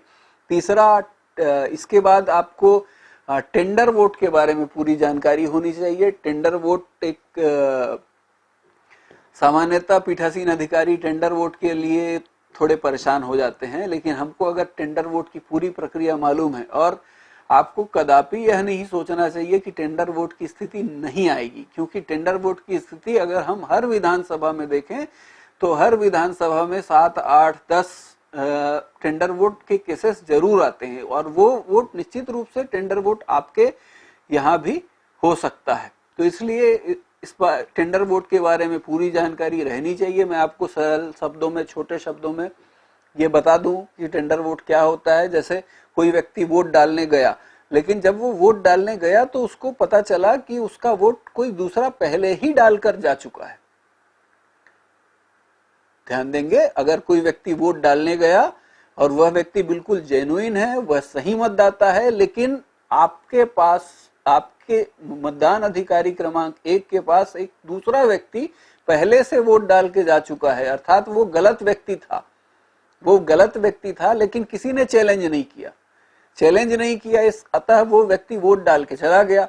अब जो व्यक्ति आए हैं वो सही हैं और बकायदा पूरे प्रूफ दिखा रहे हैं कि ये देखिए मेरा इपिक कार्ड है, ये देखिए मेरे पास वोटर स्लिप है जो मुझे पार्टी ने दी है, ये आपके बीएलओ ने जो वोटर स्लिप है वो मेरे पास मौजूद है, मतलब मैं वही व्यक्ति हूं, तो मेरे को वोट डालने दीजिए, कैसे आप मुझे वोट डालने नहीं देंगे।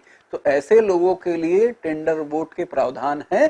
टेंडर वोट मशीन में नहीं डाले जाते हैं। टेंडर वोट 20 टेंडर वोट है जो आपको प्रिंटेड, जैसा पहले होता था मतपत्र कागज वाला, वैसा ही प्रिंट करके दिया जाता है।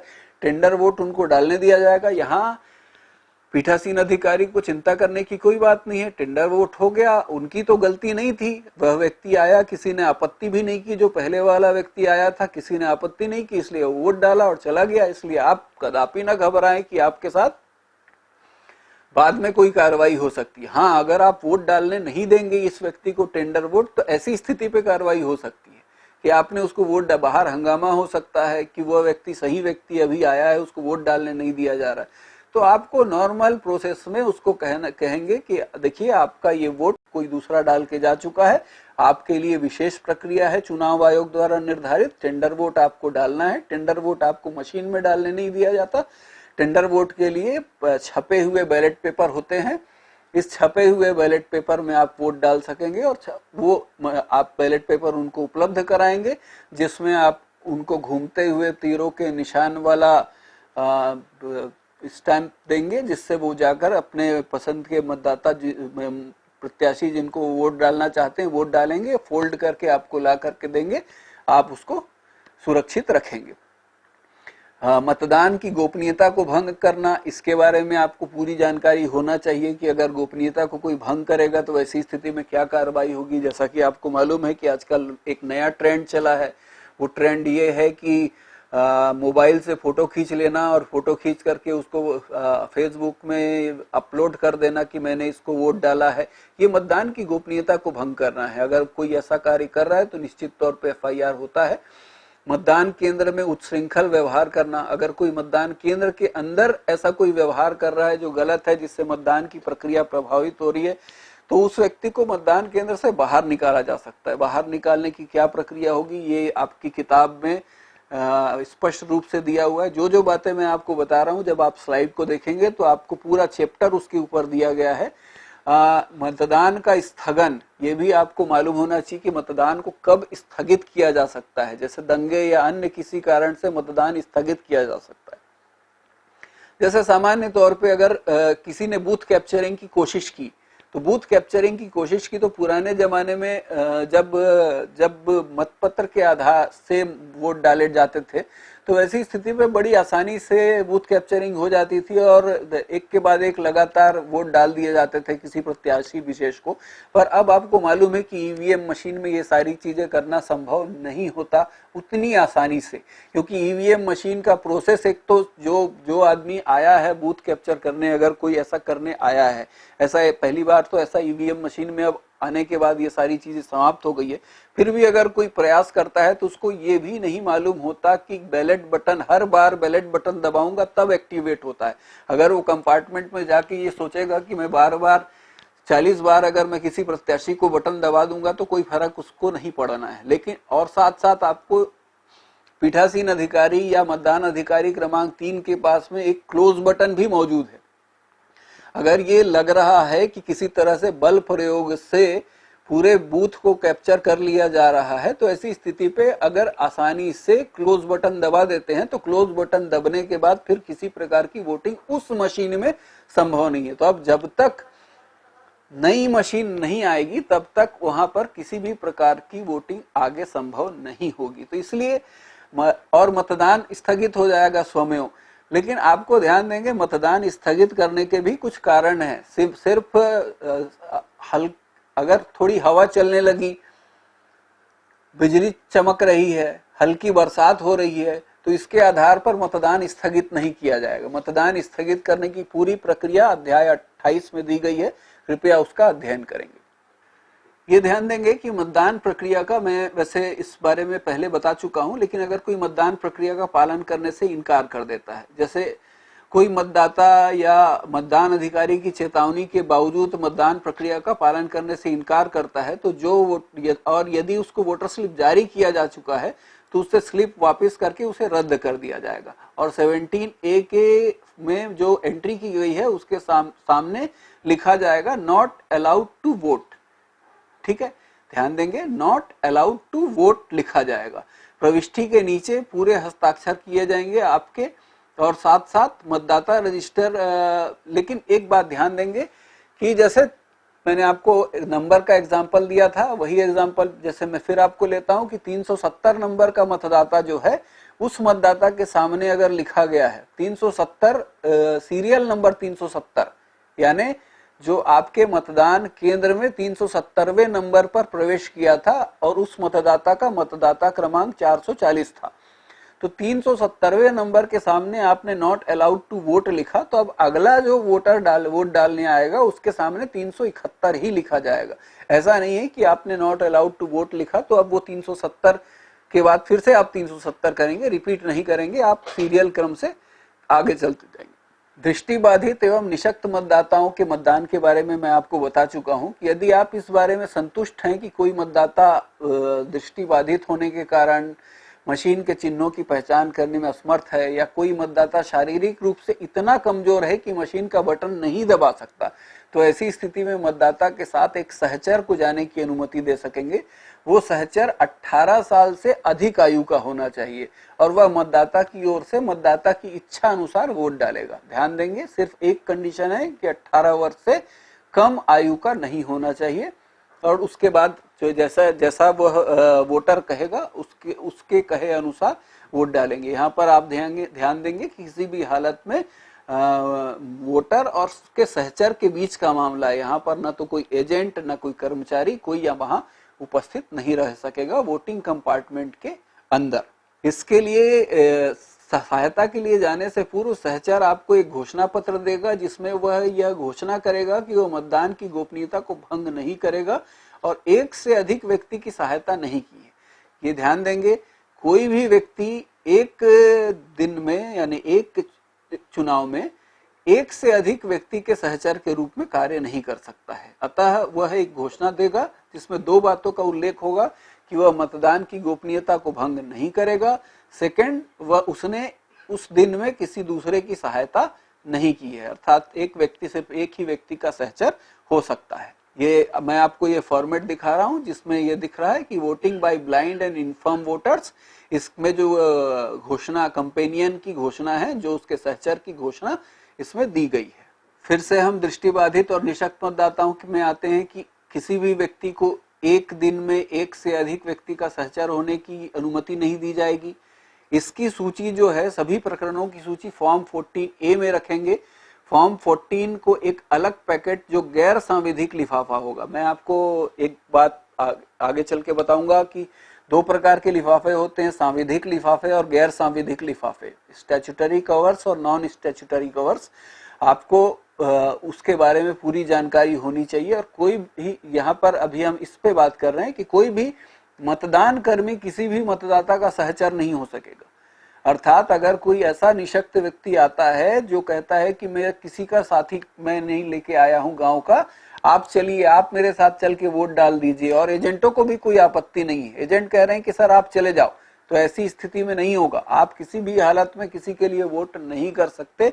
इसलिए सहचर वाली बात जरूर होनी चाहिए। ये बात मैं हमेशा हर जगह कहता हूं कि अगर ये पहले से ज्ञात है कि उस गांव में कितने ऐसे व्यक्ति हैं जहां आप वोट डालने गए हैं जो पूर्णतः दृष्टिबाधित हैं, और अगर वो वोट डाल रहे हैं तो निश्चित रूप से उनके सहचर होने चाहिए। अगर सहचर नहीं है तो ये चूक आपके द्वारा हो रही है। अब हम आते हैं हमारे मतदान कर्मियों के वोटिंग अधिकार के बारे में। देखिए, जो भी व्यक्ति मतदाता है, जो भी व्यक्ति जिसका नाम वोटर लिस्ट में है, उसको वोट डालने का पूर्ण अधिकार है, चाहे वह शासकीय कर्मी ही क्यों ना हो, चाहे उस व्यक्ति की नियुक्ति चुनाव में मतदान अधिकारी, पीठासीन अधिकारी के रूप में ही क्यों ना की गई हो। ये ध्यान देने योग्य बात है कि अब ये नियम बनाए गए हैं कि कोई भी व्यक्ति जो निर्वाचन का संबंधी कार्य में संलग्न है, अपने घरेलू विधानसभा में कार्य नहीं कर सकता है। सामान्यतः उसको अपने घरेलू विधानसभा से बाहर कार्य करने दिया जाता है। तो ऐसी स्थिति पे उसको डाक मतपत्र के माध्यम से वोट डालने की अधिकारिता है। डाक मतपत्र के लिए उसको रिटर्निंग अधिकारी के समक्ष फॉर्म 12 में आवेदन करना आवश्यक है। अगर कोई व्यक्ति फॉर्म 12 में आवेदन नहीं करेंगे तो ऐसी स्थिति में वो किसी हालत में वोट डाल नहीं सकेंगे। यह ध्यान देंगे कि कतिपय परिस्थितियों में घरेलू विधानसभा क्षेत्र में भी कार्य करने की अनुमति मिलती है, या घरेलू लोकसभा क्षेत्र में भी कार्य करने की, उसी लोकसभा क्षेत्र में, घरेलू से आशय उसी लोकसभा क्षेत्र में कार्य करना जिस क्षेत्र में उसका नाम वोटर लिस्ट में मौजूद है। ऐसी स्थिति पे वो ईडीसी या इलेक्शन ड्यूटी सर्टिफिकेट से मांग कर सकते हैं, और ईडीसी के आधार पर वो डायरेक्ट मशीन पे वोट डाल सकते हैं। डाक मतपत्र के माध्यम से कोई भी व्यक्ति पोस्टल बैलेट पेपर यानी डाक के माध्यम से वोट डालते हैं, लेकिन ईडीसी में आदमी मशीन के माध्यम से सीधे वोट डाल सकते हैं। रिटर्निंग अधिकारी को यह ध्यान देना है कि जब ट्रेनिंग होती है तो पर्याप्त संख्या में अपने कर्मचारी को फॉर्म 12 उपलब्ध कराए। अगर फॉर्म 12 उपलब्ध नहीं कराएंगे तो लोग आवेदन नहीं कर सकेंगे। साथ ही यह भी व्यवस्था होनी चाहिए कि जब ट्रेनिंग होते रहता है उस समय ही वहां पर फैसिलिटेशन सेंटर बनाए जाए ताकि उनको पूरी सहायता मिल जाए। एक गजेटेड ऑफिसर के हस्ताक्षर होते हैं, वो गजेटेड ऑफिसर के हस्ताक्षर करने के लिए भी गजेटेड ऑफिसर वहां पर नियुक्ति करनी चाहिए। साथ साथ वहां पर ऐसे सेंटर बनाए जाने चाहिए, बूथ जैसी, जिस तरह से बूथ अरेंजमेंट होता है वैसे ही, ताकि जिसको जो वोटर है, शासकीय कर्मचारी हैं, वो वहां पर अपना वोट डाल सके। ये ध्यान देंगे कि कई बार महिला मतदाताओं की ड्यूटी उनकी घरेलू विधानसभा में भी कराया जाता है, या जैसे मैंने आपको पहले भी और भी बताया कि कुछ और परिस्थितियां ऐसी रहती हैं, निर्वाचन आयोग द्वारा छूट दी जाती है कि घरेलू विधानसभा में कार्य कर सकते हैं। तो ऐसे लोग जो हैं उनको ईडीसी जारी किया जाएगा।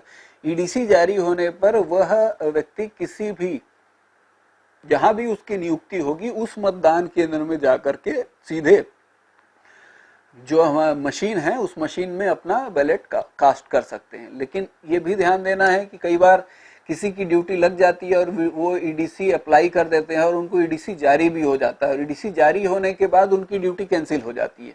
कोई ऐसी परिस्थिति विद्यमान हो जाती है जिसके कारण वो निर्वाचन कार्य से पृथक कर दिए जाते हैं। ऐसी स्थिति पे वो, अगर उस विधानसभा में कुल मिलाकर 250 बूथ हैं और जिस बूथ में उनका नाम है, अगर 140वें नंबर के बूथ में उनका नाम है तो उस पर्टिकुलर बूथ 140 नंबर को छोड़कर बाकी किसी भी बूथ में जा करके वो अपना वोट कास्ट कर सकते हैं ईडीसी के माध्यम से, लेकिन उस बूथ में वोट नहीं डाल सकेंगे जहां पर, क्योंकि वहां के वो रेगुलर वोटर हैं। रेगुलर वोटर जिस बूथ के हैं उस बूथ को छोड़कर अन्य किसी भी बूथ में वो ईडीसी के माध्यम से अपना वोट डाल सकेंगे। ये बात मैंने आपको बता दी कि किसी भी वो बूथ में वोट डाल सकेंगे, लेकिन उस बूथ में वो वोट नहीं डाल सकेंगे। इसके लिए सबको अपना आवेदन पत्र करना जरूरी होगा। ईडीसी या पोस्टल बैलेट पेपर के लिए आवेदन अत्यंत आवश्यक है। बिना आवेदन के किसी को ईडीसी या पोस्टल बैलेट पेपर जारी नहीं किया जाएगा।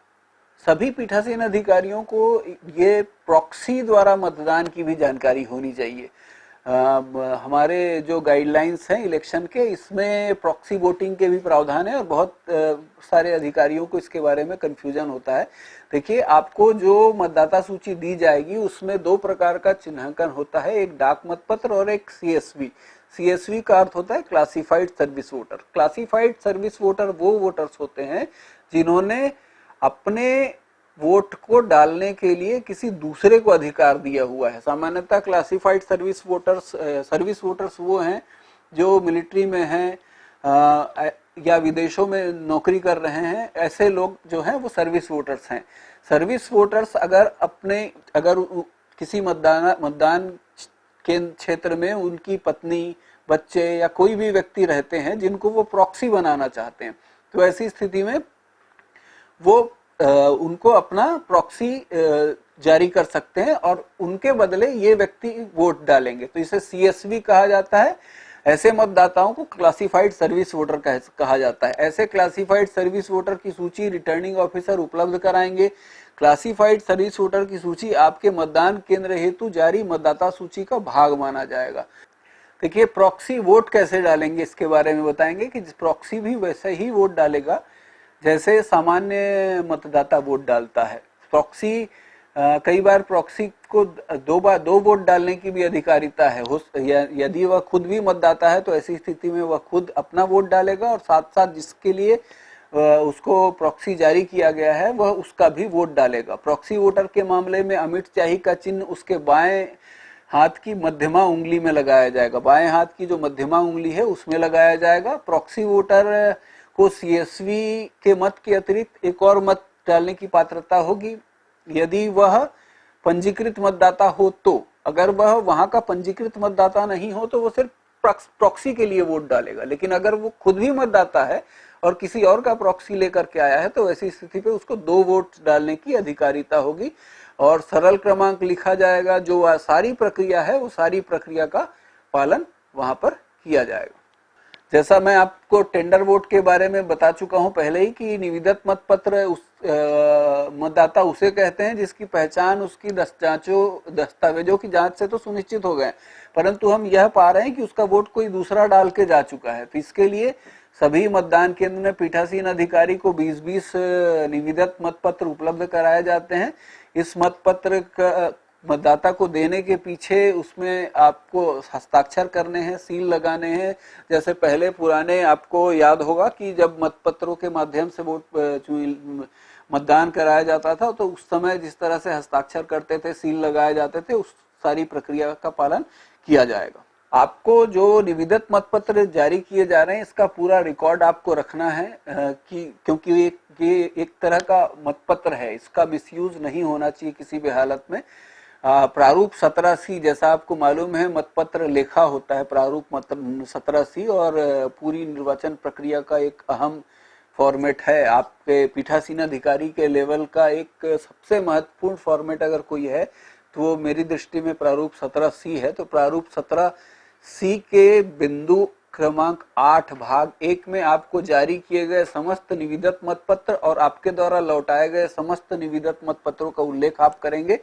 17B में आप उन समस्त मतदाताओं का उल्लेख करेंगे जिनको आपने निविदत मतपत्र जारी किया है। आप ध्यान देंगे 17A, 17B और 17C तीन फॉर्मेट हो गए। 17A जो आपने को रजिस्टर दिया गया है, 17B जो आपने निविदत मतपत्र जारी किए हैं और 17C जो आपने मतपत्र लेखा जारी कर रहे हैं कि आपके मतदान केंद्र में कुल कितनी मशीनों का प्रयोग किया गया, उन मशीनों में कौन कौन से सील लगाए गए, कुल कितने मतदाता थे, कुल कितने वोट पड़े, ये सारी जानकारियां 17C में रहती है। 17C का भाग 1 और भाग 2 होता है। भाग 1 को आप भरते हैं और भाग 2 को जब मतगणना के दौरान भरा जाता है। निविदत मतपत्र पर मत देने की प्रक्रिया मैंने आपको बताई। निविदत मतपत्र को इंग्लिश में हम टेंडर वोट कहते हैं। जैसे मैंने आपको पहले भी बताया कि घूमते हुए तीरों के निशान का रबर स्टाम्प दिया जाएगा, उससे पसंद के प्रत्याशी के नाम के सामने वो रबर स्टाम्प से चिन्ह लगा करके वोट देंगे, फिर अपने मतपत्र को मोड़ के आपके सुपुर्द करेंगे। उसको 17B में फॉर्मेट में एंट्री किया जाएगा। किस कौन कौन से मतदाताओं ने अपने मतदान किया निविदत मतपत्र के माध्यम से, उसकी एंट्री की जाएगी और 17B में लिखा जाएगा और इसको एक लिफाफे में सील बंद करके रखा जाएगा। अगर टेंडर वोट के मामले में भी अगर कोई ऐसा प्रकरण सामने आ जाता है कि दृष्टिबाधित या अशक्त मतदाता है तो वहां पर भी सहचर की अनुमति दी जाएगी। देखिए, पहले भी मैंने आपको बताया कि ऐसे मतदाता जो वोट नहीं डालने का निर्णय करते हैं, यदि कोई मतदाता जिसका मतदाता सूची क्रमांक मतदाता रजिस्टर में दर्ज कर लिए, हस्ताक्षर भी कर लिए, उसके पश्चात वह बोलता है कि मैं वोट नहीं डालूंगा, तो ऐसी स्थिति पे उसको दबाव नहीं डाला जाएगा। उसके नाम के सामने लिखा जाएगा कि मत डालने से इनकार किया और उसके हस्ताक्षर लिए जाएंगे और मतदाता के सामने लिखा जाएगा 49O के तहत ये एंट्री हो रही है। यदि मतदाता यह निर्णय बैलेट बटन दबाने के, अगर पहले ही ये निर्णय ले लेता है तो कोई दिक्कत नहीं है, लेकिन अगर बैलेट बटन दबा लिया गया तो वैसी स्थिति में ये उसका जो वोट बैलेट बटन दबाने से जो मशीन एक्टिवेट हुई थी, वो अब उस वोट को दूसरे अगले मतदाता को कास्ट करने का अवसर दिया जाएगा।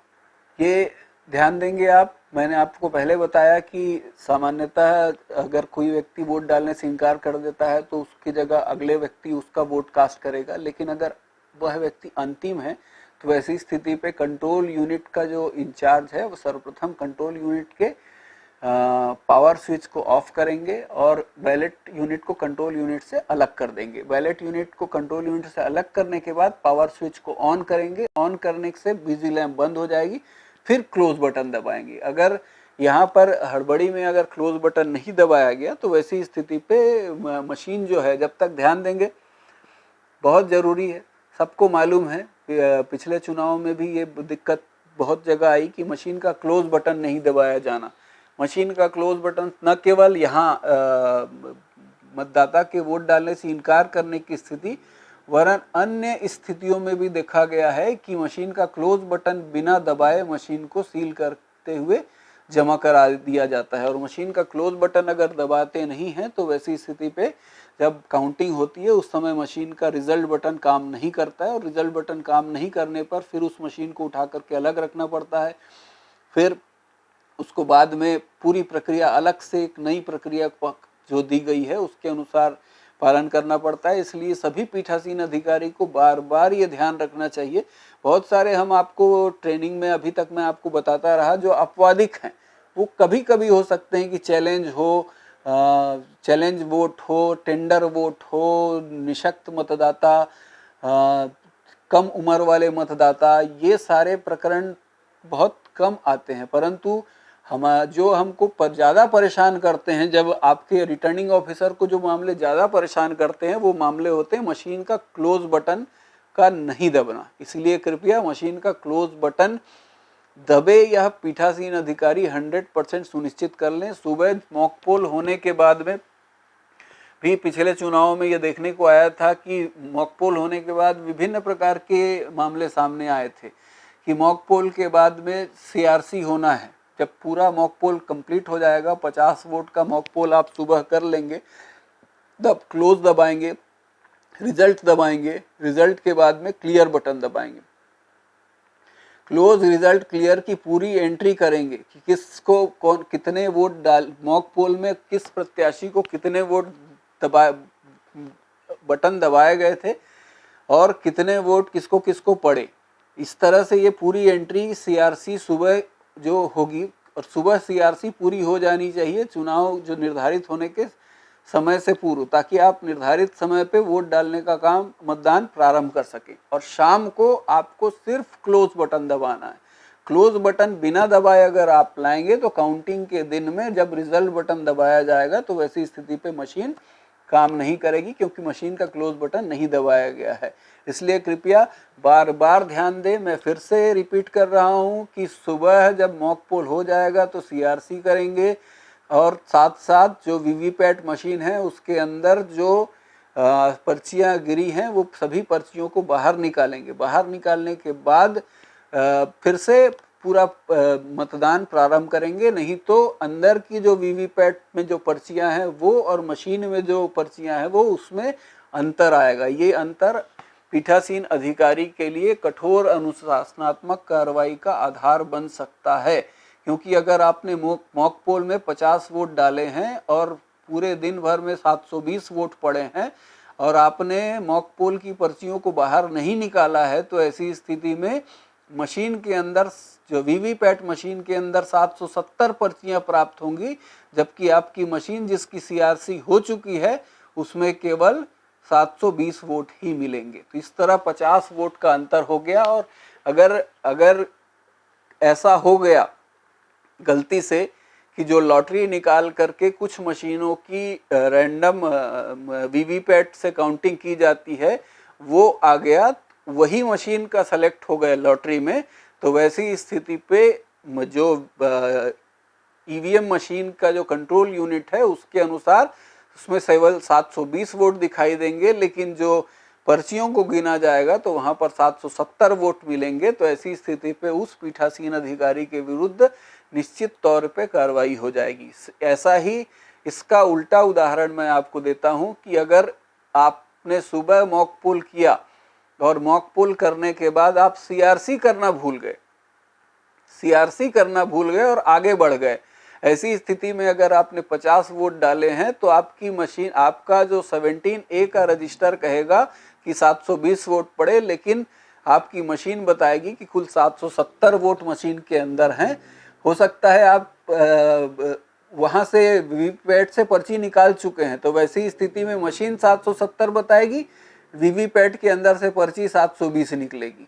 और अगर आपने पर्ची भी नहीं निकाली और सीआरसी भी नहीं किया सुबह, तो ऐसी स्थिति पे दोनों 770 बताएगी, लेकिन आपका 17A का रजिस्टर और 17C बताएगा कि पड़े हुए वोट 720।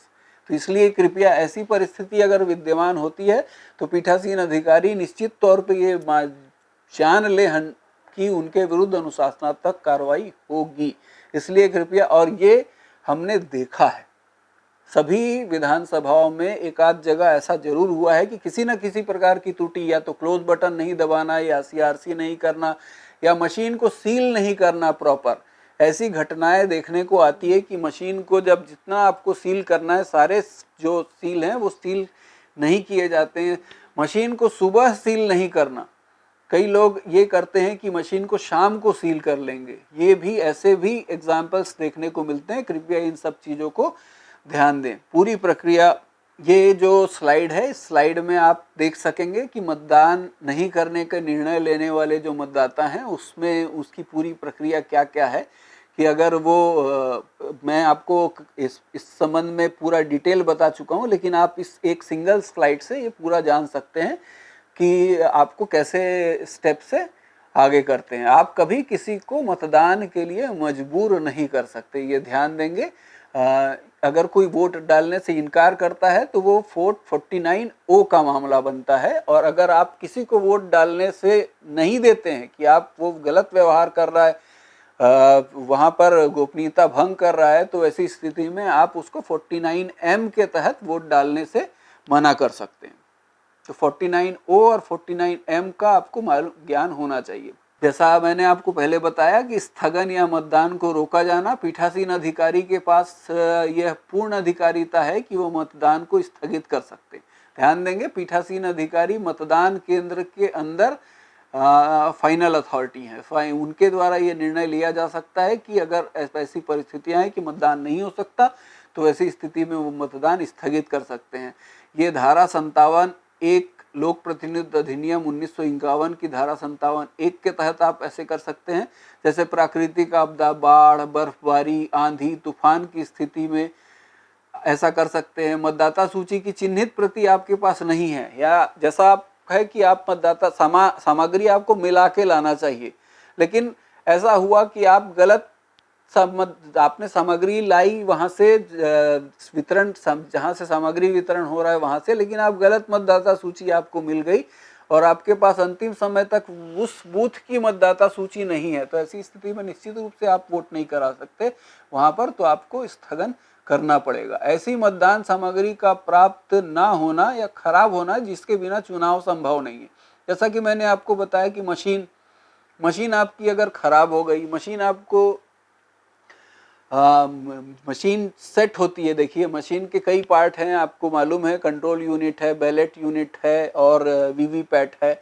अगर बैलेट यूनिट में उतने बटन नहीं खुले हुए हैं जितने प्रत्याशी हैं, जैसा आपको मालूम है कि बटन को अनमास्क किया जाता है और बाकी बटनों की मास्किंग की जाती है। जो अनमास्क है, मान लो कुल प्रत्याशी 7 हैं और अनमास्किंग 6 की हुई है, मतलब 7वां मास्क है वो बटन दबेगा नहीं। तो ऐसी स्थिति में दबेगा नहीं तो निश्चित रूप से आपको मशीन बदलवाना पड़ेगा। यहाँ आपके पास ध्यान देंगे कि 2 घंटे तक का समय है आपको चुनाव शुरू कराने का, तो 2 घंटे के बाद में आप फिर से रीपोल की बात आ सकती है, लेकिन सुबह अगर जो निर्धारित समय है उस निर्धारित समय के 2 घंटे तक मशीनों को या मतदाता सूची को प्राप्त करके मतदान प्रारंभ किया जा सकता है। क्योंकि मैंने जैसा आपको शुरू में ही बताया कि अंत का समय आयोग की तरफ से तो नियत है कि यहाँ से यहाँ तक वोट पड़ेंगे, इतने बजे से इतने बजे तक, परंतु जो लाइन में खड़े हुए वोटर्स हैं वो चाहे रात 12 बज जाए लेकिन वो वोट डाल सकेंगे। इस साथ साथ मतदान केंद्र में ऐसी अशांति का उत्पन्न होना जिससे कि मतदान केंद्र में मतदान कराया जाना असंभव हो जाए। अशांति मतलब जिसमें झगड़ा, लड़ाई, दंगे, मारपीट, ये सारी चीजें हो सकती हैं। दंगे की स्थिति, हिंसा, पुलिस बल, आगजनी, इस तरह की नौबत होगी तो वो ऐसी स्थिति में मतदान स्थगित किया जा सकता है। हल्की बरसात या तेज हवा, ऐसे कोई कारण से मतदान स्थगित नहीं किया जाएगा। यथासंभव कोशिश करेंगे कि मतदान स्थगित न हो।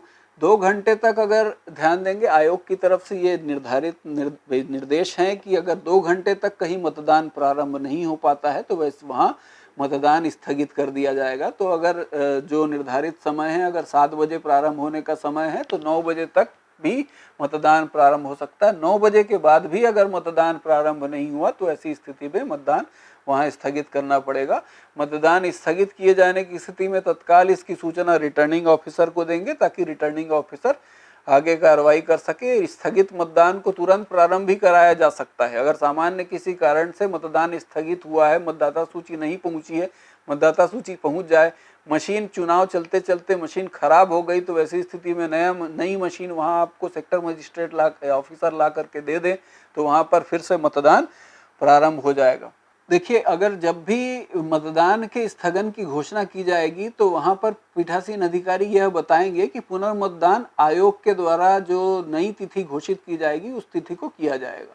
मैं ये फिर से बताना चाह रहा हूं कि स्थगन 2 प्रकार का स्थगन हो सकता है। एक अस्थायी स्थगन है जो इंतजार किया जाएगा वहां पर, दूसरा पूर्णतः स्थगन की अब संभव नहीं है। यदि मतदान सामान्य रूप से समाप्त हुआ है, ध्यान देंगे कि अगर कई बार ये स्थिति हो सकती है कि पोलिंग चल रही थी और स्मूथली चल रही थी, सब कुछ था, मशीन अचानक खराब हो गई, तो ऐसी स्थिति पे मशीन में अगर 400 वोट पड़ चुके हैं और अभी 300 वोट डलने बाकी हैं, तो वैसी स्थिति पे अब मशीन नहीं आ पाई और स्थगित किया गया है, तो वैसी स्थिति पे मतदान को सामान्य रूप से दोनों यूनिट को सील किया जाएगा। जो प्रक्रिया है उसी प्रक्रिया के तहत सील किया जाएगा, क्योंकि हो सकता है कि जहां से मतदान स्थगित हुआ था वहीं से आगे प्रारंभ होगा, यानी वही मतदाता वोट डालेंगे जिन्होंने पहले वोट नहीं डाले थे, तो वो स्थिति हो सकती है। और दूसरी स्थिति ये हो सकती है कि पूर्णतः उस बूथ में जो वोटिंग हुई है उस वोटिंग को पूर्णतः शून्य मान लिया जाए। जैसा कि आपको मालूम है कि अब नई परिस्थिति में वीवीपैट मशीन को चैलेंज किया जा सकता है, और वीवीपैट मशीन में अगर किसी बूथ में अगर 200 वोट पड़ चुके हैं और 200 वोट पड़ने के बाद अगर वीवीपैट मशीन को चैलेंज होता है और चैलेंज में कहीं ये पाया जाता है कि वीवीपैट मशीन में के अनुसार जिस व्यक्ति को वोट जिस प्रत्याशी को वोट डाला जाना है उसके बजाय दूसरे प्रत्याशी को वोट पड़ रहे हैं, तो ऐसी स्थिति पे निश्चित रूप से वहाँ पर पूर्णतः मतदान जो है स्थगित भी हो जाएगा और फिर से पूर्णतः मतदान होगा। यानी सभी वोटर जो थे, जो 200 लोग पहले वोट डाल के जा चुके थे, वो भी फिर से वोट डालेंगे। इसके लिए आयोग के द्वारा तिथि बताई जाएगी। स्थगित मतदान को पूर्ण किया जाना, आयोग द्वारा निर्धारित समय और तिथि पर पुनः उसी स्थिति से प्रारंभ किया जाएगा जिस स्थिति से समाप्त हुआ था। स्थगित मतदान की स्थिति में केवल उन्हीं मतदाताओं को वोट डालने की अनुमति होगी जिन्होंने पहले वोट नहीं डाला था। इसलिए देखिए, दो अलग अलग परिस्थितियां मैंने आपको बताई कि मतदान निरस्त होने के बाद में नया मतदान होना और स्थगित होना। तो इसलिए जहां स्थगित हुआ है वहां 17A का रजिस्टर, मतदाता सूची की चिन्हित प्रति, ये सब बिल्कुल सुरक्षित होनी है और 17A के रजिस्टर को आगे बढ़ाया जाएगा, चिन्हित प्रति को आगे बढ़ाया जाएगा और उस पर काम किया जाएगा। लेकिन अगर पूर्णतः नए सिरे से मतदान हो रहा है, वैसी स्थिति में वहाँ सब सारी चीज़ें नई प्रयोग की जाएगी। स्थगित मतदान को पूर्ण किए जाने के जो नियम हैं वो इस तरह हैं कि स्थगित मतदान आयोग द्वारा निर्धारित समय पर पुनः उसी स्थिति से प्रारंभ होगा जिस स्थिति पर समाप्त किया गया था। केवल उन्हीं मतदाताओं को वोट डालने की अनुमति होगी जिन्होंने पहले मत नहीं डाला था। पीठासीन अधिकारी को रिटर्निंग अधिकारी द्वारा मतदाता सूची की चिन्हित प्रति, प्रारूप 17A का रजिस्टर और नई वोटिंग मशीन दी जाएगी। इससे वो फिर से मतदान कराएंगे। ध्यान देंगे, वोटिंग मशीन नहीं होगी क्योंकि पुरानी वोटिंग मशीन को क्लोज बटन दबा दिया गया था, इसलिए नई वोटिंग मशीन का प्रयोग किया जाएगा। निर्वाचक नामावली की चिन्हित प्रति से युक्त मुहरबंद पैकेट और उपस्थित, फिर से उसको खोलेंगे रजिस्टर को जिसमें निर्वाचक नामावली की चिन्हित प्रति हो और 17A का रजिस्टर हो और उसके में आगे बढ़ेंगे। साथ साथ ये ध्यान देंगे कि आपके द्वारा जब स्थगित मतदान को फिर से पूरा करने के लिए आप जाएंगे तो वैसी स्थिति पर निर्वाचक नामावली की चिन्हित प्रति का जो सीलबंद पैकेट है और 17A का जो रजिस्टर है, मतदाता रजिस्टर है, उसको फिर से खोला जाएगा, अभ्यर्थियों को दिखाया जाएगा और उसके बाद उसी रजिस्टर और चिन्हित प्रति का प्रयोग करते हुए आगे काम किया जाएगा। और जो इसके मतदान के संबंधी जो नियम हैं वो सारे नियम उसी तरह से लागू होंगे जिस तरह से पहले होंगे। यहाँ यह ध्यान देने की बात है कि अगर मतदान दल के नहीं पहुँचने या अन्य कारण से मतदान प्रारंभ ही नहीं हुआ था, वहाँ पर स्थगित मतदान के सारे नियम लागू वैसे ही होंगे जैसे मूल मतदान में लागू होते। स्थगित मतदान के अलावा भी कुछ प्रावधान हैं जैसे जिसमें मतदान अवैधानिक घोषित कर दिया जाता है। देखिए, निर्वाचन आयोग को यह अधिकार है कि वह किसी भी मतदान केंद्र के मतदान को पूर्णतः अवैधानिक घोषित कर दिया जाए। जैसे कि वोटिंग मशीन को गैरकानूनी तौर से किसी अनधिकृत व्यक्ति द्वारा ले जाया गया है। ये ध्यान दें कि हो सकता है मशीन को निर्वाचन प्रारंभ होने के पहले ही, मतदान प्रारंभ होने के पहले ही ले जाए कोई, या बीच में ले जाए, या पूर्णतः मतदान समाप्त होने के बाद कोई ज़बरदस्ती छीन करके ले जाए। तो ऐसी स्थिति पे वहाँ का मतदान अवैधानिक घोषित हो जाएगा।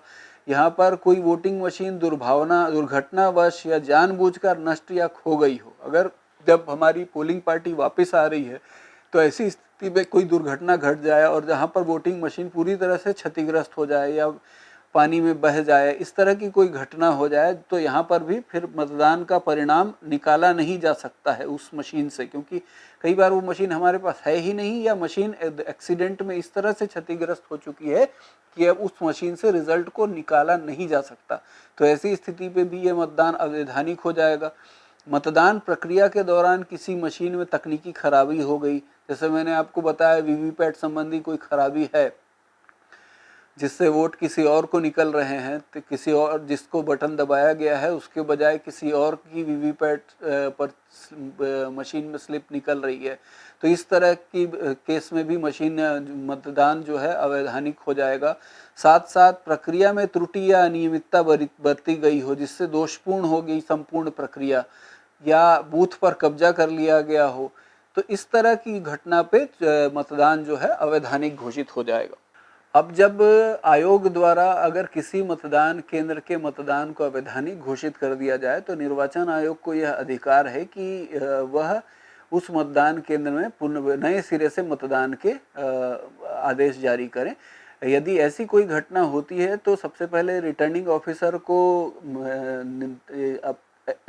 रिपोर्ट करना चाहिए, पीठासीन अधिकारी को।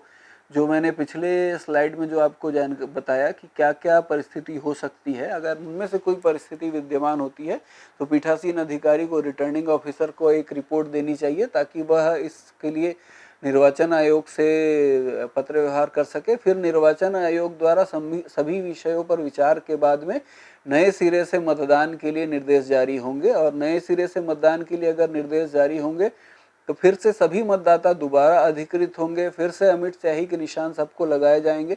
पुराने अमिट स्याही के निशान को नज़रअंदाज किया जाएगा और इस बार जो वोटिंग होगी इस पे बाएं हाथ की मध्यमा में अमिट स्याही का निशान लगाया जाएगा। बूथ पे कब्जा भी हो सकता है कई बार, हमको ये हर परिस्थितियों के बारे में तैयार रहना चाहिए। अगर बूथ पर कब्जा होता है तो ये पीठासीन अधिकारी के पास यह अधिकार है कि अगर उसे यह लगे कि अब और कोई परिस्थिति और कोई चारा नहीं है तो ऐसी स्थिति में ईवीएम कंट्रोल यूनिट का क्लोज बटन 4910 के तहत दबा सकते हैं। अगर कंट्रोल यूनिट का क्लोज बटन दबा दिया जाता है तो वैसी स्थिति पे फिर अगला वोट उस पर मशीन में नहीं दब सकता। लेकिन जब एक बार ये ध्यान रखेंगे कि सामान्य अगर कोई घटना है और कोई सिर्फ छोटा मोटा बाहर लड़ाई हो रहा है आपस में, जिसके लिए पुलिस सक्षम है कि उस मामले को वो हैंडल कर लेगी, तो ऐसी परिस्थिति में क्लोज बटन नहीं दबा देना चाहिए, क्योंकि एक बार क्लोज बटन दबा दिया जाएगा तो जब तक दूसरी मशीन नहीं आएगी तब तक आगे चुनाव प्रक्रिया नहीं हो सकती। इसीलिए कृपया क्लोज बटन दबाने से पहले एक बार विचार कर लेना चाहिए। लेकिन अगर बूथ कैप्चरिंग का मामला है और दूसरा कोई चारा नहीं है तो पीठासीन अधिकारी को क्लोज बटन दबाने का पूरा अधिकार मौजूद है। अगर क्लोज बटन दबा दिया या मतदान के दोषपूर्ण होने की कोई बात सामने आती है तो ऐसी स्थिति में पीठासीन अधिकारी तुरंत रिटर्निंग ऑफिसर को रिपोर्ट करेंगे।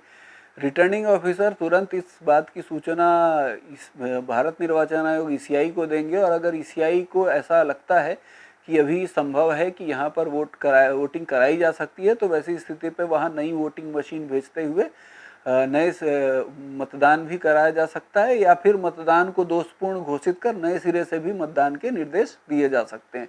तो ये दोनों ही परिस्थितियाँ हो सकती हैं कि स्थगित मतदान को आगे बढ़ाया जाए, उसी दिन आगे बढ़ाया जाए, अन्य किसी तिथि पे आगे बढ़ाया जाए, या मतदान को दोषपूर्ण साबित करके नए सिरे से मतदान कराया जाए। अगर वोटिंग मशीन बदली जाती है तो वैसी स्थिति पे आपको ध्यान देना है कि फिर से घोषणाएं पढ़नी है, मतदान समाप्ति पर अन्य घोषणाएं दर्ज करनी है, घोषणाएं पृथक पैकेट में रखी जानी है। इस तरह मशीन बदलने पर, जैसा आपको मालूम है, मैंने आपको शुरू में ही दिखाया था कि मतदान प्रारंभ होने से पहले जो घोषणाएं की जाती है उसी घोषणा में मतदान मशीन बदले जाने पर की जाने वाली घोषणा भी दी गई है, तो उस घोषणा का भी पढ़ करके सुनाना है और उसमें हस्ताक्षर कराने हैं। एक बात और सामने आती है कि मतदाताओं के परिवहन के लिए वाहनों को अवैध भाड़े पर लिए जाते हैं। यहाँ पर देखिए कि अगर पीठासीन अधिकारी का कार्य काफ़ी हद तक मतदान कक्ष के अंदर का होता है, और इसके लिए जो भाड़े पर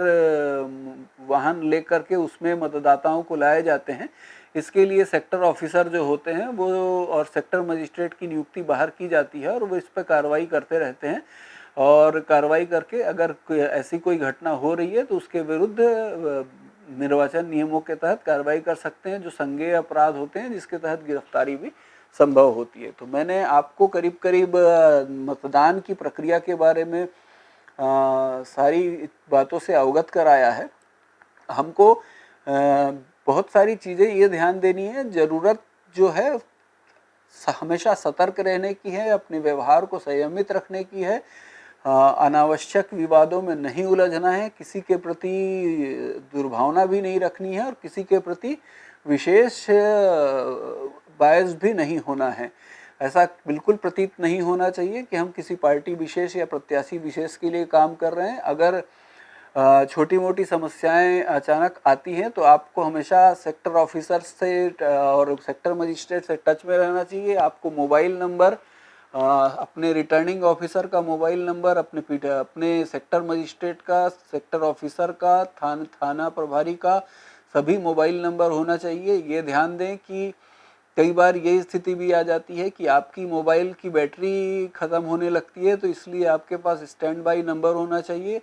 आपके पास में जो आपके सेक्टर ऑफिसर हैं, सेक्टर मजिस्ट्रेट है, उनके भी जो सेकंड मोबाइल नंबर हैं या उनके ड्राइवर आदि के मोबाइल नंबर होते हैं, आजकल सभी के पास होते हैं, वो सभी नंबर होना चाहिए। एक बड़ा पूरा जो मोबाइल नंबर का डिस्ट्रिक्ट का जो कंट्रोल रूम का मोबाइल नंबर है, वो सब चीज़ आपके पास होनी चाहिए, ताकि कोई भी ऐसी परिस्थिति विद्यमान होती है तो तुरंत आप संपर्क कर सके कि आपके बूथ में ये समस्या आ रही है। अगर कई बार अमिट स्याही समाप्त हो जाती है, कई बार मतदाता सूची में कोई प्रॉब्लम आ रही है, कई बार ईवीएम मशीन में कोई प्रॉब्लम आ रही है, सुबह सुबह ईवीएम मशीन को लेकर दिक्कत आती है।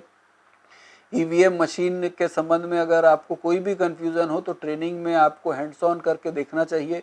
मशीन को सील करना आपको अच्छे से आना चाहिए, क्योंकि मशीन को सील करने में हम देखने में आता है कि अधिकारी ट्रेनिंग के दौरान मशीन को हैंड्स ऑन करके नहीं देखते हैं और वैसी स्थिति पे मशीन को सील नहीं कर पाते हैं। सीआरसी करना आपको अच्छे से आना चाहिए। सीआरसी एक टाइम टेकिंग प्रोसेस होता है, जो क्लोज, रिजल्ट और क्लियर बटन दबाने पड़ते हैं, ये पूरी प्रक्रिया होती है। तो सीआरसी की पूरी प्रक्रिया आपको मालूम होनी चाहिए। मशीन को कैसे रखा जाना है ये आपको मालूम होना चाहिए कि जब वोटिंग कंपार्टमेंट है उसके अंदर वीवीपैट किस साइड रखा जाएगा और ईवीएम मशीन किस तरह से रखा जाएगा, बैलेट यूनिट किधर रखा जाएगा। अगर 2 बैलेट यूनिट है और वीवीपैट है तो वैसी स्थिति में बैलेट यूनिट्स को कैसे रखेंगे, ये सारी बातें आपको मालूम होनी चाहिए।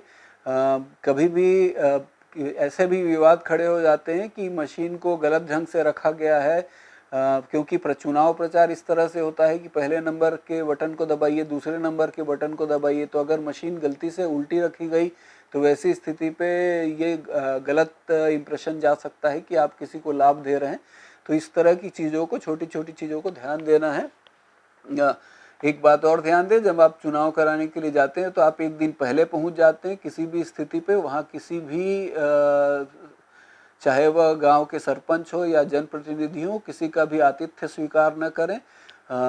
कोशिश करें कि जो वहाँ खाना आपको जो उपलब्ध कराया जाएगा वो वहाँ जो शासकीय कर्मचारी होंगे, गांव के जो सचिव होते हैं या कोटवार होते हैं, वो खाना बनाते हैं, उनके द्वारा ही जो खाना बनाया जाएगा वही लिया जाए। साथ साथ ये भी ध्यान दें कि जब चुनाव प्रक्रिया जारी रहती है, मतदान की प्रक्रिया, उस समय भी किसी प्रकार का लंच ब्रेक नहीं होना चाहिए। एक एक व्यक्ति जा कर के खाना खा कर के आएंगे, क्योंकि हम किसी भी परिस्थिति पे चुनाव को स्थगित नहीं कर सकते इस तरह के कार्यों के लिए कि आधे घंटे का लंच ब्रेक होगा। इसलिए इस कृपया ध्यान दें कि मतदान प्रक्रिया सतत जारी रहेगी। अगर किसी को खाना खाना है या उठ करके जाना है तो वो जाएंगे और उनका काम जो हमारे पीठासीन अधिकारी हैं वो उस टाइम बीइंग के लिए संभाल लेंगे। पीठासीन अधिकारी को ये भी अधिकार है कि वो अपने मतदान कर्मचारियों के कार्यों को, मतदान अधिकारियों के कार्यों को आपस में इंटरचेंज भी कर सकते हैं। तो अगर आपको लगता है कि मतदान अधिकारी क्रमांक 2 जो हैं वो अच्छे से कार्य नहीं कर पा रहे हैं और मतदान अधिकारी क्रमांक 3 आपके जो हैं वो उनके काम को निभा लेंगे, तो वो आपस में इंटरचेंज भी कर सकते हैं। तो इसलिए ये सारी चीज़ें ध्यान देंगे। एजेंटों के बारे में ध्यान देंगे कि जो मतदान अभिकर्ता है, मतदान अभिकर्ता किसी भी स्थिति में मतदाता सूची की चिन्हित प्रति, क्योंकि उसमें वो भी चिन्ह लगा रहे हैं, उसको लेकर के बाहर न जाएं, क्योंकि उसको लेकर के बाहर जाएंगे तो एक डाटा बाहर जाएगा कि कौन कौन से ऐसे मतदाता हैं जो अभी तक वोट डाल नहीं आए हैं। तो ऐसी स्थिति पे उनके जगह जो फर्जी वोटर हैं वो प्रवेश कर सकते हैं। तो इसलिए कृपया ध्यान देंगे कि वो मतदाता सूची की चिन्हित प्रति, भले एफजीदार जब उनके अंदर आएंगे तो मतदाता सूची की चिन्हित प्रति वो पहले अंदर रखकर ही बाहर जाएंगे और फिर एफजीदार अंदर जाएंगे। मेरे ख्याल से मैंने आपको मतदान प्रक्रिया के संबंध में सारी जानकारी से अवगत कराया है। बाकी आपके पास पीठासीन अधिकारी की पुस्तिका मौजूद है। पीठासीन अधिकारी की पुस्तिका का अवलोकन करें। और ईवीएम के संबंध में भी आपको एक पुस्तिका दी गई है, ईवीएम के संबंध में उस पुस्तिका का भी अवलोकन करें तो आपको पूरी चुनाव की प्रक्रिया का और गहन अध्ययन कर सकेंगे। धन्यवाद।